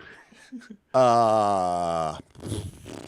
All right. Well, I'm gonna take a point of resolve off of all these raiders. Unfortunately, See, these they guys. thought they had the drop on us, but it was just we were distractions, so Isengard could take that throat shot right at the start. Yeah. Wow, that was crazy. Although I was hoping we wouldn't kill him and he would just be able to drop him and kidnap him instead. But unlikely. Wow. Okay, that was crazy. Heart of the cards, mate. You got that right, buddy. Okey-doke. Yeah. So, anyways, these have 16 endurance, by the way, just FYI. But wow. Okay. Well, they're all going to lose a point of resolve because that was crazy. And that's because of the keen bow as well. Like he rolled a 15, which normal bow Right. TN is difficulty 14, but Oh, the fell. yeah, the fell bow. All right. So- Well, that was the opening round. So now you guys have to pick. We're going to go to close combat. Alfred isn't here technically yet this round, so they outnumber you 5-4. So you can still put one person into rearward stance. I'll allow, but other than that, but keep in mind if you do that, they will have 5 to your 3. So you guys got to make some decisions about what stances you want to be in. That's Oh. so crazy. You needed your 6 to do it. Yep. And then he failed too. That's so wild. That's wicked. Yeah, that was crazy. It was meant to happen. I mean, yeah. whether or not we wanted it to, Yeah. it was meant to. Yeah. Yeah, By the way, next upgrade you need to get the keen so that the Yeah. 9s do it too. Yeah. that's the Yeah. dream. By the way, like the Black Numenorian, like his might is considered 2 for being intimidated. He's got, 4 dice with his long sword. He's got a great bow, 20 endurance, 5 hate, the thick armor. This is Hey, not, every army's got a weak spot. this is no mere rabble. This is Uruk-hai. Their armor is thick and their shields are broad. He's a warrior. Literally, you just killed like a Dunedain with an arrow in the face. Yeah, wow. he's dead. Aragon. Yeah, arrow. Wow. We don't need like Legolas and Aragorn. We got Isengard. We're All right. good. So Isengard, Adrenal, one of you has to change your stance because you guys can't both be in rearward. Oh, that's. I guess I'll change. Yeah, I can't do anything except in rearward. All right. The so you're gonna be- second we are outnumbered, I am going to drop like a sack of Okay. rocks. So what I have to do now is assign. So I outnumber you 5-4, so I get to make assignments. I have to base everybody up. So I do. And then I've got choices to make with these other 2. They can stand back and shoot and throw spears, or they can engage. And what I'm actually going to do is this is more of a meta purpose, just because Derek himself is angry. They're going to stand back and throw spears at Isengard. I mean, yeah, fair enough. It's more of a meta thing. I'm not going to lie. All right, so we've got this engagement. I mean, the other option I could do is I could triple team Indrenial, but Is this another situation where the fact that I dropped one in the opening volley meant that we didn't get like just straight dunked? Because I think if there were 6, No, I no, would if- be engaged, right? no, because normally you can always keep someone in rearward for every Oh, 2 okay. people, unless the situation dictates otherwise. Okay, let's go into combat. So I've made my pairings up and I've made my engagements. So we're going to start with Adrenial in open stance against this Southern Raider. Sure. The Southern Raider, by the way, is wielding an axe, like a short, kind of brutal, like raiding axe, sailor's axe. He is fierce, and he has like just a thick leather corselet in terms of his armor. So 2 dice for his armor, by the way. All right. I will put my sword through his liver. Yep. Specifically the liver. Get in there. What do we get? Oh, 5 damage. Okay. Oh, I think you could have made that pierce, couldn't you? I Or did. is it just plus? Oh, you did. Okay. Is it? Oh, the keen Yeah. doesn't have it built in. Oh, automatically. okay. We got it. It's a keen problem. Okay. So his endurance goes down by 5 to 9 of 16, and then he's going to spend a point of resolve to make a protection roll against TN. What is your TN? 15, I believe. 14? How did I know that? 15, I think. It's on your weapon? 16. Injury. Oh, 16. Oh, Yeah, the injury DC. 16? Yeah, swords are pretty good injury. It's like axes and then swords and then bows, I think. Oh, I crushed it. All right. Bummer. The Southern Raider is a skilled warrior of Umbar, not just some footpad or some, life-turned bad bandit. They've seen battle, and they know it again. They wield their axe very well. They turn aside your blow. It strikes them true, but their thick leather corselet holds. They're kind of do what you did, where they are able to parry it aside and mostly just take the blow on the chin. All right, let's get our 2 defensive characters, Otar and Grom. Remember, you are going to be at a penalty die. It should automatically, I think, assess it, but... Yeah, it does. Yeah. Okay. Go ahead, Otar. What is their endurance, by the way? 16. 16. Yeah. Sorry. I wish I could. No, it's okay. No, it's fine.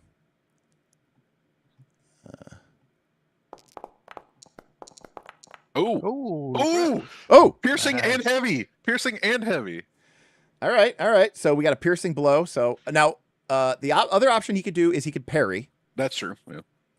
I am already defensive, so Yeah. All right. So you do a great blow. Okay. So yeah. Yeah. So do a great Can I- blow. Yeah, please. special success 1. Okay, submit, and then Yep. So he's going to take 11 damage. So he's going to go down to Yikes. 5 endurance, but then he still has to make his roll as well. I'm going to spend a point of resolve to make this favored. question: is this Oh. guy like a Bane creature or a man of evil? He is. He's then definitely then the favored roll is the protection roll is ill favored. Correct? yeah, correct. Yeah. Correct. Hell yeah. Hell yeah. Yes. Cold Warden gleams blue with ancient Arnorian fury, forged to defeat the servants of Angmar and the evil men who worship the shadow.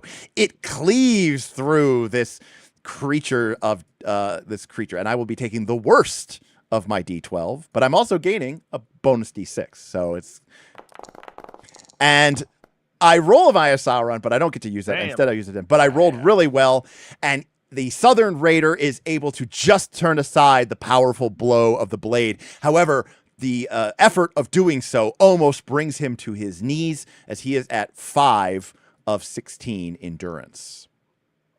All right. All right. I will take my swing at this one. Ooh, Another pierce. Sheesh. All right. I put his little bar up so you guys can see it. All right, Grom. Oh, he takes 6 damage. He's down to 10.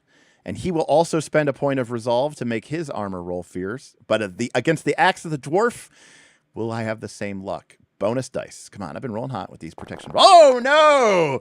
The axe of the dwarf is too strong. Nice. Ancient Arnorian blade, forged with the skill of the Noldor out of Western S. Axe of dwarf. It's like, we know which one is greater. Grom buries his axe into the that one you're not taking prisoner. The Grom buries the axe deep into the man's chest, and he falls backwards, sputtering blood. Nice roll. All right, my raiders attack. Otar, the one fighting Otar, you. Hey, Isengard. Always forgetting the I always forget the whole bit. These 2 on the right are targeting me, correct? Yes. Well, you don't know. I get to decide when I get to Sure, decide. yeah. But either way. But it does look like they have their bows out. Spears. Spears. Yeah. Oh, yeah. Oh yeah, they definitely have spears because they're going to be range attacking. I'm just saying. Oh, just a normal. Wow. Look at that. Which one are you targeting? This one over here should apply automatically because I got him targeted. It does not. Oh, that's annoying. All right. But yeah, Well, this dude. he takes 13 or takes 13. He takes 3 points of damage. And I'm going to move and cower behind Grom. Except that's not how the game works. Right. I've got my shield raised. Get over here. Get behind me. I'm barely bigger than you. You should be able to hide behind me. It's fine. All right, Otar, nearly defeated by the powerful blade of ancient Arnorian construction. The Southern Raider, nonetheless, is able to bring up his axe and bring it down on you, driven with cold resolve and fierceness. The what does fierce do? Fierce. Spend 1 resolve to gain 1 die and make the attack roll favored.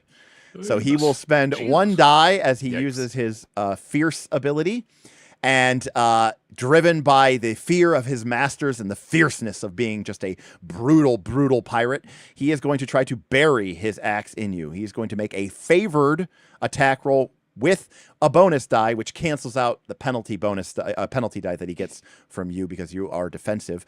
So this will just be a favored roll, and I get a 6. So I'm going to make this a heavy blow. Just barely. And you take 9 damage to your endurance.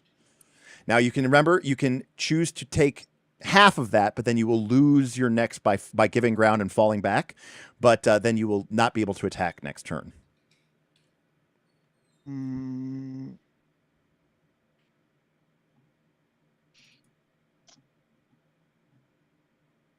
Yeah, it doesn't matter. I think actually, I will be wary anyway. So I will take the 9. All right, you take the 9. Adraniel, you also are struck by the Southern Raider, who also demonstrates his fierceness. Again,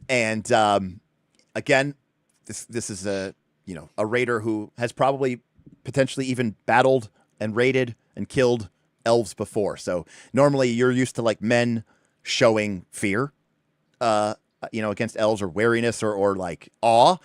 Instead, this raider, there's a hatred here and a sort of a viciousness in attacking you.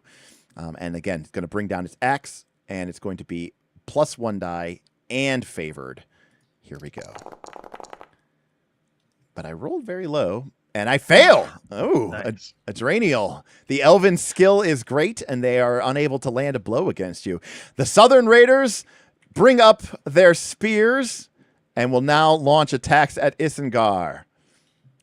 I think this is the first time I've been attacked, so I'm not sure if how this works. Okay, well, what's going to happen is I'm going to make these fierce, and I'm going to roll, and I'm going to fuck you up. That's what you think. Oh! Isengard dodges. He dodge, dips, ducks, dives, and dodges. Right, correct. If you can dodge a wrench, you can dodge a ball. Yeah. All right. Here comes another one. All right. Spears thrown by the it's a 0. But I rolled. Oh no, it's favored. I get right. I ignore the 0. I get the 6, and it's a great success. The spear lands with a sickening thud. I got a 17 against 17. 17, yeah. But it is a great blow, and you take 7 points of endurance damage, Isengard, as the spear thuds into you, and you are sort of almost have the wind knocked out of you. It doesn't penetrate or pierce, but it does necessarily give you some stamina. I'm nearly weary. All right. Alfred, you show up. Ugh. All right. So you guys now outnumber. So you guys can pick your stances. Again, only one of you can be enraged.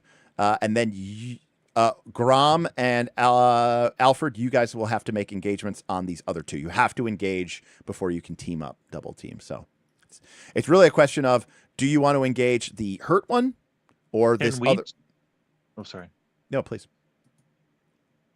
Do we have to stay with who we're engaged with? Yes. Yeah. Help me out, Fred. Thank you. I hear the sounds of battle. I hear the sound of a very imposing figure get shot in the throat. All right. Yeah, I mean, like, if somebody made like, there's a thing you can do in combat, Soul Pack called something. It's called as like an action. I hope you don't use the war horn because we don't want the rest of the beach after us. It's called I don't remember what it's called, but there's a thing that you could do to like get advantages and disadvantages by like Gain an using advantage. tactics. Yeah, gain advantage. Yeah. That's what it's Battle. called. You can do a Bat- battle yeah, thing.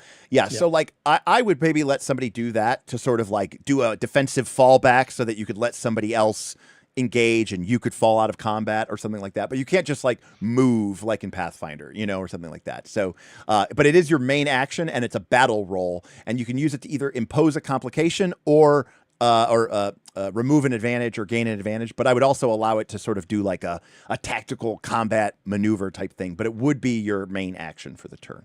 So, Is there anything I can do to strike the opponent my allies are fighting? No, not as such. Right now you're engaged with that character and that's it. But you know, you're kind of fighting for your life. You know, but again, there could be a situation where, you would have to take some sort of battle action, and you know, that would be your main action. So it wouldn't, you know, it wouldn't give you an attack in that regard. But okay. But anyways, let's see. Grom. I am going to Barak Kazad without the horn because I don't want to alert everybody. Okay. But I will spend a hope on the awe roll here. Okay. Nice. Oh, nice. All right, that's a great success. So all adversaries with might 1 are weary, and now all might 2, which is everybody, obviously. Anyways, so they are all weary immediately. Is that right? Yeah. No. Okay, great. Yep. Okay, Grom, and because you Barak Kazad, you still have to kind of say the war cry. You may not be blowing. Kazad. You may not be blowing it, but you're on a high cliff face. That's not as less of a problem. Magical war horn blowing, more of a problem. All right, Grom, go for it. Favored roll. Oh. Ignore the Sauron. Take the piercing blow. Get the double extraordinary success. I mean, that's double great blow. I mean, that's 18 damage. Yikes. Yeah, we'll roll it anyways just to see what would have happened. Yeah, he double died. Grom, this is another head. We missed that. Was weary, so those 3s would have been 0s too. So like... All right, Grom screams the dwarven cry and just annihilates the Southern Raider. Grom may have forgotten a little bit of the whole plan of taking one of them alive because there's still 3 left. It strikes me that now is a Nobody good said time. I had to take them alive. Y'all can do that. All right, let's go Alfred, and then we'll go Adraniel. I mean, I was going to Enhearten. Just try to get this guy to surrender. Like we're both of his other friends are dead. Yeah. Like can I or do dead. a reverse Enhearten with the guy that I'm fighting? Yeah, that's called intimidate foe. I'm super intimidating. Yes. So Alfred just charges in and sees the downed guy with an arrow through his throat. Isn't God? You are blessed by the gods. God damn. Jesus Christ. Everyone is Putting them out on a stretcher here. All right. Alfred charges in with a spear, charges in with his spear, but then, gives an enheartening cry as the old man joins you all. And next round, you guys will all get +1 in every stance except for defensive and obviously ranged. Adraniel, you're Southern Raider. Oh my God. So Adraniel, again, I think you can make this just a double great blow, but that's important because it means it's not a piercing blow. So you could say that you know, or he could make it a piercing. You could also make it a piercing if you want. How much health does he have left? It's on the map in front of you. It should be, I think, right? Do you see it? I don't see a numeric value, so I'm just. You don't? Yeah, really? We just see the bar. We don't see the numbers. Presumably something like 9. Or Interesting. 10. What Yeah, about 16. So. Oh, there we go. Yeah, now I see Yeah, it. okay. 9 of Okay, yeah. 16. Oh yeah, I could kill him with heavy blow. Right. And that's what I'm saying, because if it's a piercing blow, it's like you penetrate his armor and stabbed him in the chest with a spear. But if he runs out of, if he's killed from just stamina, it's more like you may have like knocked him out, wearied him, or something like that. So that's what I'm saying. Oh, So you can just use your extraordinary blow to just knock him out. You don't have to do a piercing blow if you don't want to. It's up to you. do it. I'll just kill him. All right. 13 damage. He is reduced to 0. So he is wounded and is at 0 might. All right. All right. Otar in defensive stance. Yes. Can I like try to whack him with the hilt of my blade or something to? Yeah, I mean, you could just describe that you're not attacking to kill. That's totally fine. Yeah. Yep. Well, wait. Can he actually do that with the sword that he has? It has a very big pommel, like a 5-sided star. Well, I mean, It's thirst for specifically, blood. it is thirsty right now, right? Like, I don't know Yeah, how it works. I mean, it is kind It's of not sentient, is it? No, it is not. Yeah. It is definitely not. But it does have the faux. Magical? It does have the faux slaying ability. Yeah. Does it have the full? Okay. No. wounding ability? The King's Blade does not treat with enemies of the enemies of the men of the West. So Just kill it. We'll capture Alfred's. Nope. all right. Senses your hesitation. yeah, All right, what, you you're missed- trying to hesitate. Yeah, it was Discretion. Great discretion. Isengar. I didn't forget you this time. I think I'm going to throw a little riddle out and be like, enough, lads. Your man's dead. We've got more on the way. It's over. Throw down your weapons. Maybe you'll survive the uncommon battle. Yeah, so the Southern Raider fighting Otar is at 5 of 16 and only has 1 point of resolve. So I will allow you to make a persuade check with a 1 penalty dice because he's got 1 point of resolve left. And we'll see how it goes. I was trying to lie and pretend that we're like, there's other people on the way. No, you were trying to use your riddle score. Oh, yeah. Yeah, which is what I did. Oh, I'm sorry. I thought you were trying to get him to surrender. Yeah, like surrender because Oh. there's loads on the way. Like, I got you. Riddle. there's another 50 guys coming in. All right, go ahead and make a riddle roll with a -1 dice because he's got 1 point of resolve left. I'd say No. I will say we can rule it this way, but I don't think riddle represents lying. It represents It does. like confusing. Right. In the, like, it's about deceiving as well. Yeah, riddle is Oh. sort of the generic like double talk and being a little Yeah. bit, Never understood that because lying is persuading. Well, the idea of persuading is that you are actually making a good faith argument. You're persuading them.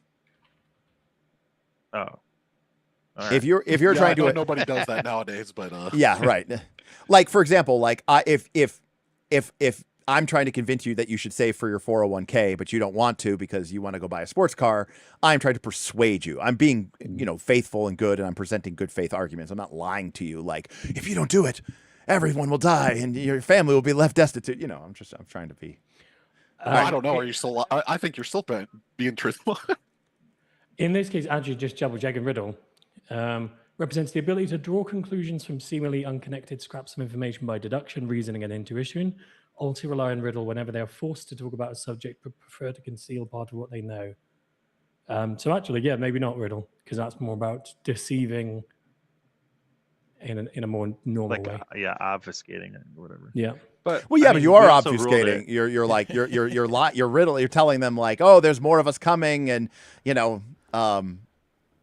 it's like it's Well, kind of one of and he does have some evidence to back up that claim because Alfred did come in late. Like, right. Yeah, Yeah, I'd say we already ruled it. Just roll it. yeah, I All think right. so. Yeah, I'm not. I'll throw in a hope on it. I'm also not particularly. Jesus. All right. Yeah. Okay. Well, all that and see, this is why role playing games don't matter. You make all this thing and then it fail anyways, and it doesn't fucking matter. All right. But that was your main action for the turn. So, Yeah. All right. Alfred, you are attacked by the Southern Raider. He is at full hit points and he is going to bring it in. He's going to use a point of resolve because he is fierce, and you are an old man, and he is going to bury his blade in you, his axe blade, biting deep. He is favored for this attack with a bonus dice. 2 dice, take high, 4 roll. Come on, Sauron. All right, well, I do manage to hit you. You take 5 damage, Alfred, as the Southern Raider pushes your attack and drives you back. Otar, the Southern Raider against you, is going to spend his last point of resolve. He will now be weary after this roll. as he is going to try to just, fight to the bitter end, but he is looking very, a little doubtful and potentially, I guess you would say, No, I'm not trying to run away. he literally is running away. That's perfect. Well, you could withdraw to take half the damage if you. Yes, if I hit, yes. No, it's fine. Oh, can they do that? No. They don't have. I any was of that. talking to. No, I was just wondering. It hadn't come up yet. All right, Otar, the raider is driven by his fierceness. He is now weary, as he has basically expended all of his resolve fighting against this mighty Northling. Well, they should have been wary this whole time, anyways. Oh, because of right. my- Because of your thing. Yeah. Okay, good point. Well, I guess let me re-roll it then with him being weary. Ignore this. Okay. There was an intimidation action. Oh, wait. which actually means Alfred wouldn't have been hit. Yeah. Yeah. Yeah. Wait, he wouldn't have been hit? Like you did the math? Yeah, because it was all 2s and 3s. Okay. So All right, Alfred, get your stamina back. All right, instead, it's a heavy blow. oh god. Look, I tried. Otar, you take 9 damage. Yeah, I will take. You're welcome, half. Goblin. Look, better you than Alfred. All right, so Is it Otar, Better that we round follow the down? rules. Round down or up? whatever. Pick one that's better for you. I don't care.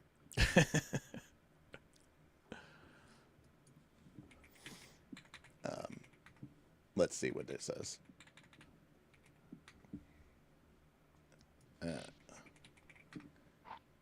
No, it doesn't say it. Oh, I'm looking. I'm not even looking in the rules. That would help.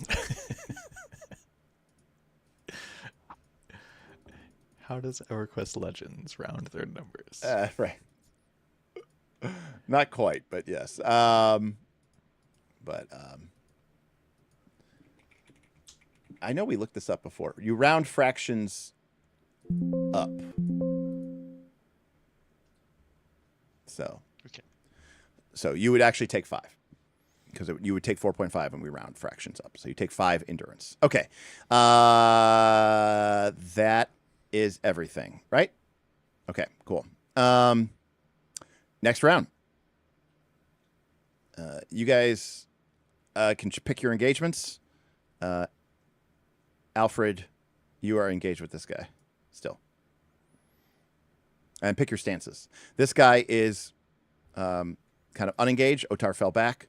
Adraniel and Grom, you guys can either go onto this guy or this guy or this guy. Otar, you still need to engage, even though you got Do you knocked want to back. go on the other one? I think one of us should go on the other one, Graham. What do you want to do? I'm going after this one just narratively because I just saw Otar get hit and knocked back, so I'm like going in to protect Otar basically. Okay, cool. All right, so you guys are engaged here. Remember, you're in heartened this round, so if you're in open or in forward, you will get a bonus die. So, all right, Adraniel, the only one in forward, comes charging in against this fully equipped Southern Raider with 1 resolve left. Adraniel, you get a bonus die for being in forward. You get a bonus die for being in heartened, and the Southern Raider and you are engaged. Okay. Ooh. So that's a 9, but you can great success that and change that or use I'm already to It's keen. keen. Oh, it's already keen. So it's already going to be a blow, right? Yep. Cool. All right. So he goes down to 7 endurance, and I am going to save my resolve because I want to use it for an attack. We'll see if this bites me in the ass. All right. What is your difficulty for your armor? 16. Go. Hey. Oh, that is a terrible roll. Just Hey, at least you made the right choice in saving your hatred. I It's a did. 6-1. That's that. I feel justified actually. Hey, you still managed to succeed, Grom. That's great. All That's right. crazy. All right. We It need is. him alive. It is not a piercing blow, so that's great. So he goes down to 0, and you don't have to kill him. Yeah, we've got 2 unconscious. Yeah. Theoretically, the other 2 we've been beheading and piercing hearts and stuff. Yeah. It's just Right. Their limbs are just Yeah, flat. I don't think the Black Numenorian with a an arrow in his face is gonna make it out any time live. So all right, they are all dead or unconscious, and the Numenorians have been, the Umbar Corsairs have been dispatched, including the unexpected sight of a strange man. Now, would any of you recognize a Black Numenorian? Alfred, potentially? All right. Potentially. 200 years of experience. I don't know. I mean, but you're Yeah. in Linden. I mean, Black Numenorians are pretty rare, even in Eriador. Oh, the only yeah. reason I'm asking is if someone would know it, I'll say that you would. If No. not, I would ask you to make a lore check. I'm clicking my lore button. I'm spending a hope on my lore. I want to hear all the lore. You want to hear Derek? we get the Derek monologue for Yeah. Come on, come on, Oh. come on, come on, come on. Oh. Hey, it's a success. barely. Jeez. You know, he's a Black Numenorian. Yeah. Yeah. So, yes, Black Numenorians are ancient men out of Western Ness, out of the fallen kingdom of Numenor, but who embraced the worship of Morgoth and followed Sauron. So they are the anti-Dunedain. They are the anti-Rangers of the North. You don't know, much else about them, except that they also founded great cities in the south, like Umbar. Umbar is actually a Black Numenorian city. It's a vast, huge, it's like bigger than Gondor, but it is bigger than even Osgiliath. But it is populated by evil men and Black Numenorians. But just like here in the north, they are mostly, there are not a lot of them. It's not like there's a bunch of them. So, all right. So that's what you know about Black Numenorians. But yeah. But he is kind of a noble guy, I guess. Then. Well, not every Numenorian or Okay. not every Dunedain is of the line of Isildur. Some of them are just, from that descendant. I mean, they all come from ancient lines of people for sure. But yeah. Anyways, that's a big deal, for sure. And I reckon we should take the 2 survivors and the body of the Black Numenorian with us if we can. Agreed. yeah. Okay. And honestly, I think we should take 1 survivor. I think killing people is a bad thing. They're capitally evil. The Black They're like Numenor, bleeding out. the Black killing. Numenorian had a hate score. The Umbar pirates had a resolve score. But they So- attacked us first with the intent to kill. Yes, I mean, coup de grace them would be a misdeed. Leaving one would not be. I think it's a bad idea to leave one. I think it's better to take 2. I don't know. I think it's a misdeed if someone shows you the intent to redeem themselves and you don't. But if they're just like choosing to be evil and try and kill you, it can't be a misdeed to kill them. So They're not No. killers. They're unconscious and captured. It's killing them in cold blood, right? They're no threat to you. So And Misdeed, is that like a shadow or Auto- something more? auto shadow, not even a One check. point. Varying numbers. It depends. No, if you make a violent threat, that's a shadow. That's 1 shadow. If you make a violent threat, that is 1 shadow. My reason I'm taking 2 is just we don't know what each one knows, so it's better to take 2. Wait. to get 2 tools. Killing or crippling a surrendered or harmless foe is 3 points of shadow. Nope, sorry, 4 points of shadow. All right. Well, let's find out if they surrender when they wake up. I mean, it's a moot point if they do. We just tie them up and drag them off. So are you going to wait here for them to regain consciousness? No, we should get moving, but we should loot this tower first. Oh, all right. Oh yes, we should absolutely lose this tower. You know what? That was my Loot- out of character. Yeah, lose a point of hope, Grom. If the elf has to remind the dwarf treasure hunter to loot. All right. Well, I am curious what the Black Numenorians got as well, because surely there's some good stuff. yeah. So amongst the crew, we'll count this as a lesser horde. 1 success die per player. There are 5 players. Correct? Yeah. Mm-hmm. A success dice is a d6? Oh. Yeah. All right. You find 16 treasure points of miscellaneous booty secured here by the Black Numenorian and their Corsair of Umbar pirates, as well as, small little caches that they had here in their little lair up in the watchtower. And we're looking for 11s and 12s. Oh, baby. Hey. Oh, baby. Oh, baby. Okay. Did we establish that 11 is an Eye of Sauron? Yes. All right. So that means everyone's going to have to make a greed roll. Love it. From Shadow. Clearly, this was not planned, by the way. Which this makes sense with, the Black Numenorian? Stuff. Yeah. Oh, if it was just absolutely 100%. I'm going to roll a d6 to see what it is. Okay, it is a marvelous artifact, an enchanted object graced by a single blessing. So very similar to the ram horn that you guys got, right? It's good for 1 skill. However, if it was found in an Eye of Sauron result, everyone gains 1 point of shadow from greed. So everyone has to make a shadow test, a wisdom test, I should say, which will use your wits TN. If you fail this check, you will gain a point of shadow. And you can spend hope on this, right? My wisdom rolls are favored, and I gain Yes. 1d6 to resist greed. Also, remember, every time I actually kind of got it wrong a little bit.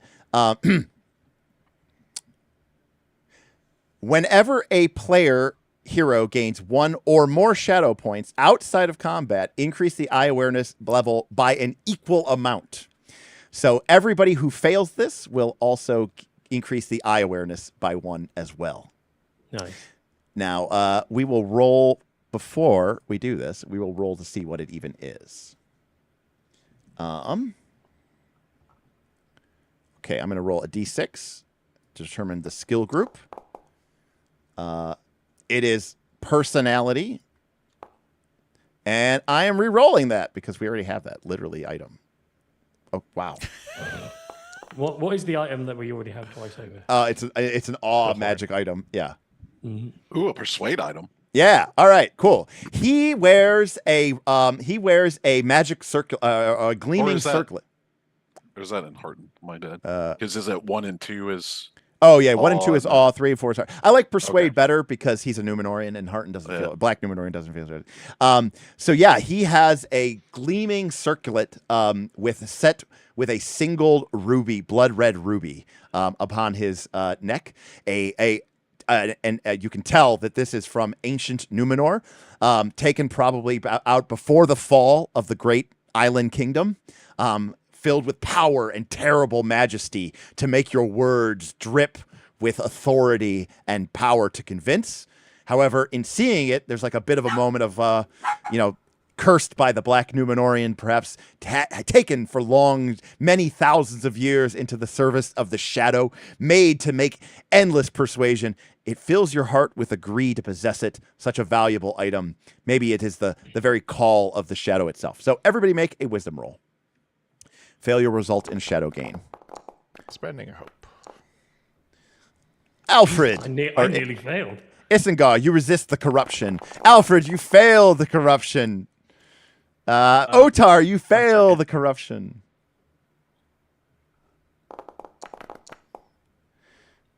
Grom, you fail the corruption. You guys, so each of you guys get points of shadow. How many? Darn, I should One, just one. I Just one. can use hope. Yep. You cannot use a distinctive feature because it's not a skill roll, but you can always use hope. And more importantly,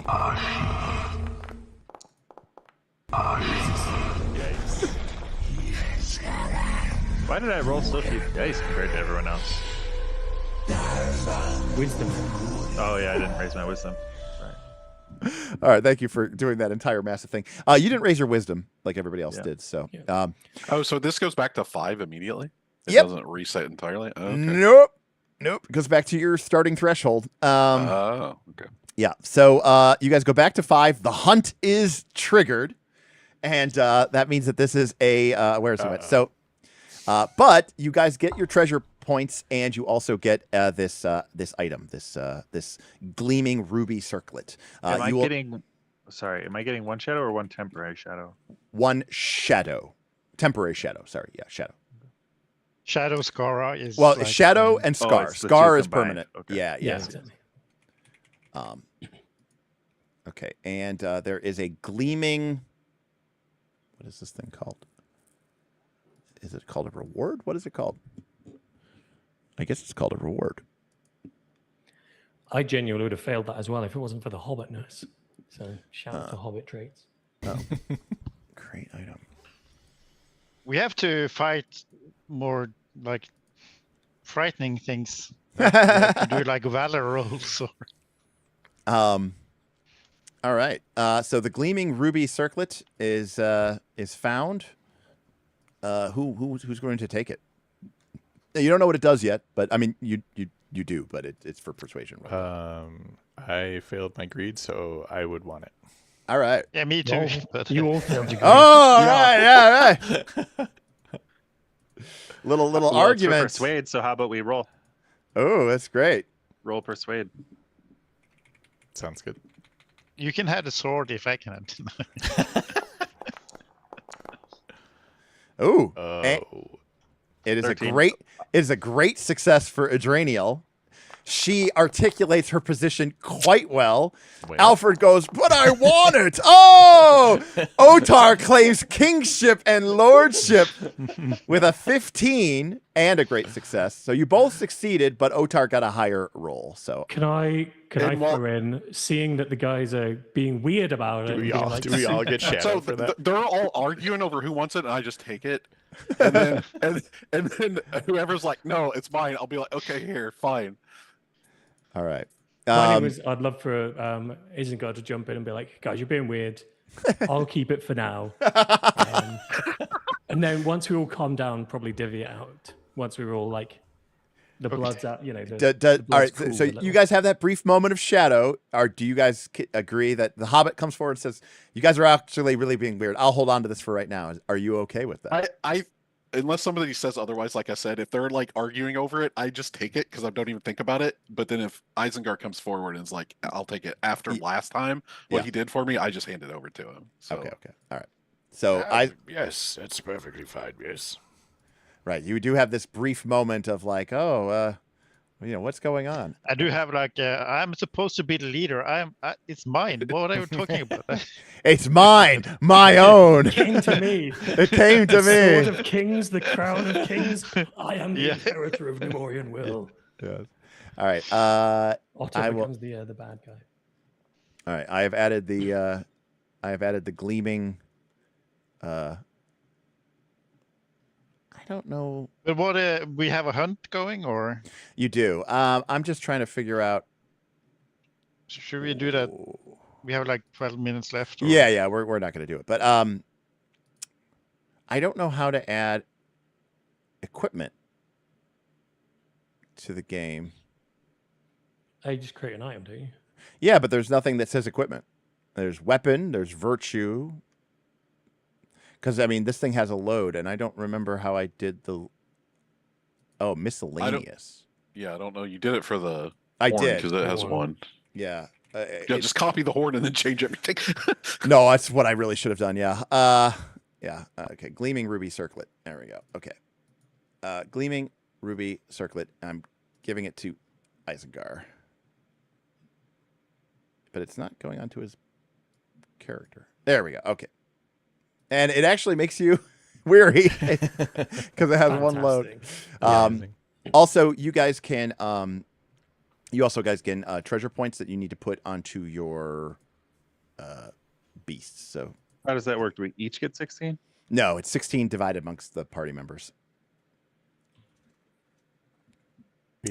Okay. Yeah, we had a plan for the rest last time. Yeah. So the thing is, a hunt, when triggered, is a revelation episode, and there are some examples that we could roll. I'll roll one here to see if I can get inspired by the random roll here. Nope, it's a D10 for some odd reason. That's a real random ability. You know what? I'm going to say this. This will make it more fun here. Think about it over the week. Yeah, that's what I was going to say. I can think about it because this is also it's like a hard GM move, right? I can make it doesn't have to be something like orcs, the rocks fall and you all die. It could be something like a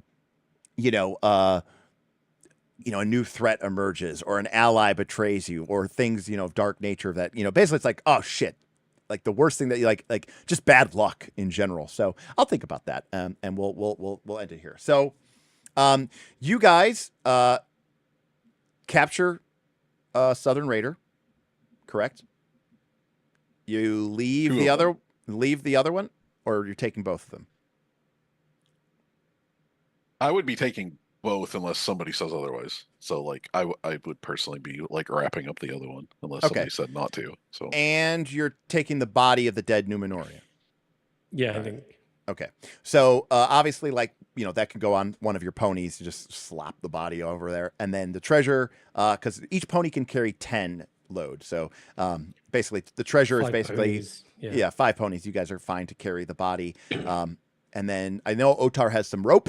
So you guys can make some bindings for the men once they kind of recover. But you obviously kind of hoof them up and kind of get them back to your horses before you sort of get some distance. Before you could probably even slump them over one of the other horses, bind their ankles and legs, and until you guys can make some distance.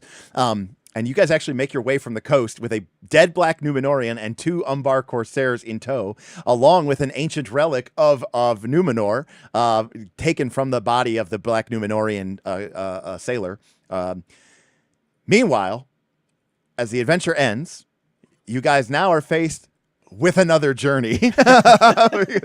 You guys are going to have to go. So the next time we play, we will do that journey to Londar and hopefully a council in Londar. Now, of course, with the body of a black Numenorian and 2 living Corsairs, I can't think of anything more persuasive than, maybe the boat, but the boat for sure. So I thought we were taking the bodies to the boat to take it. So real quick, before we end the session, you guys can take another short rest. So that will allow you to spend your remaining 4 points of fellowship, and also everybody get a little bit of your strength worth of heart back. Again, the main reason you want to avoid being wounded is because then short rests do nothing for you. So make sure you use your short rest, and then just quickly describe, because it's already past 1, who you're pepping up and how do you want to spend your remaining fellowship. Because I'm definitely thinking myself and chat aren't going to be awarding you guys the full points of fellowship for next time. That's for sure. I'm definitely going to Isengard and like his shots. I almost want to learn the bow. The way he's masterful with this bow. Maybe I can train him in the axe, and he can train me in the bow, and we can figure something out here. All right. Yeah. So how many fellowship points do you want to spend, Grom? 1 or 2? Just 1. All right, 1. Oh, So man. you guys are down to each of you guys probably. Yeah, you guys just want to spread it out. 1 for Isengard, 1 for Otar, 1 for Adraniel, 1 for Grom. Yeah. All right, cool. And you guys use up all of your things. So, so after a short rest, where's my health report? By the way, you guys can see that this thing here is, I can't move it because it's in my window. So, like, whatchamacallit, it won't let me, do this. Report of player characters. Here we go. Cool. Brought up everybody here. So you can see that, that's actually everybody's things. Oh, okay. End of session. There we go. Okay. So, cool. Neat. So I'm going to give everybody 3 skill points, but I'm actually going to give you guys 4 adventure points because you actually had 2 combats, and that's a lot for the One Ring. So I'm going to apply that, and blink. Everybody got that? Oh, so it automatically. Yep. Nice. I didn't know that was a thing, so I was updating myself. Yeah. So wait, what's the total you guys are at? 8 and 9. Oh, shit. Yeah. But So you probably have more because you didn't spend any. Unused experience. There should be a total. Unused experience. This is unused experience. What's the total you guys have accumulated? 17 and 16. Okay. 16 Oh, skill 16, points, 17 17. adventure points. All right. I had jumped the gun and given myself 3 and 3, so I was just making Okay. sure I had that right. Got it. 16, 17. All right. And in addition to that, unfortunately, because of where this thing is located, I don't think there's a way I can ever click this again. Chat, does anybody know how you can move something in Foundry that is a module that is now hidden behind some other thing that won't let you check it because of layering issues, and there's no other way to move it? So, chat, let me know. Foundry, beautiful. Yeah, good Foundry. Well, I mean, I can't blame Foundry for this one because it's a module. It's just that the movement, the way you move this bar is hidden behind the list of players, and I can't get rid of that list of players. You probably zoom in or out. The list of players might be a static size. Maybe. Nope. It all scales. What about with your what about the web page, not the not your map? Up. Adrenial gain a hope. Nice. Helping the GM gave me hope that there's mine's because I don't have a full screen, so if I just make the window bigger, it stretches stuff out and gives more room too. But yeah, but that's kind of crazy how that works because it's kind of stupid. Anyways, because this bar thing that they have for this is super huge. Anyways, so let's go back. I wish you can't put it at the bottom. There's no good place to put this. Who designed this module? We have thoughts. A better question is there a way in Foundry to get rid of this list of players? I don't care who's in my fucking game. Can I get rid of that? Yeah, to the bottom right of the thing, isn't it? It didn't. No, the arrow's not doing anything for me. Oh. Yeah, the arrow doesn't do anything for me either. That's why I'm oh, this is stupid. Mad. Yeah, that's very stupid. Okay. So you guys are going to go back from here. So your journey is complete. And now a new one must begin. You must travel to Londar. And luckily it's not too bad of a journey. But of course... You were a Templar, Londar. Yes. Did you guys ever play Diablo 3? That's one of the... Yeah, there's probably there's probably a module that lets you get rid of the thing that Foundry should just get rid of anyways. That's probably true. So so next time we will probably finish up this adventure, and the group will complete their council as they head to Londar and try to fulfill Bilbo's request to have Queen Nimue and gain the council's permission / favor so that she will join this sort of alliance of Eriador, and the Moot of Londar Part 2 will be successful, unlike last time. But there are nefarious forces at work. This does confirm what Alfred and Isengard suspected during the first Moot, which is that there is some sort of evil force at work here that is potentially more powerful than just simply raiders for Umbar or just pirates. These are clearly evil men with evil intentions and evil deeds, and they may even be in cahoots with some faction or forces from Londar or from Eriador. So scary times indeed, and that's where we're going to end it. All right, gentlemen. Perfect. Thank you so much for joining. And again, we're going to be playing next week, which it will be auspicious because we won't be playing in 2 weeks because I will be at Gen Con. So if we can make our journey to Londar, have a successful council, and wrap it up, the adventure, that would be perfect. A nice little end to our second adventure, and we'll call it there. So thank you, everybody, for joining us, and we'll see you next time on Knights of Last Call. Later. See ya. Peace.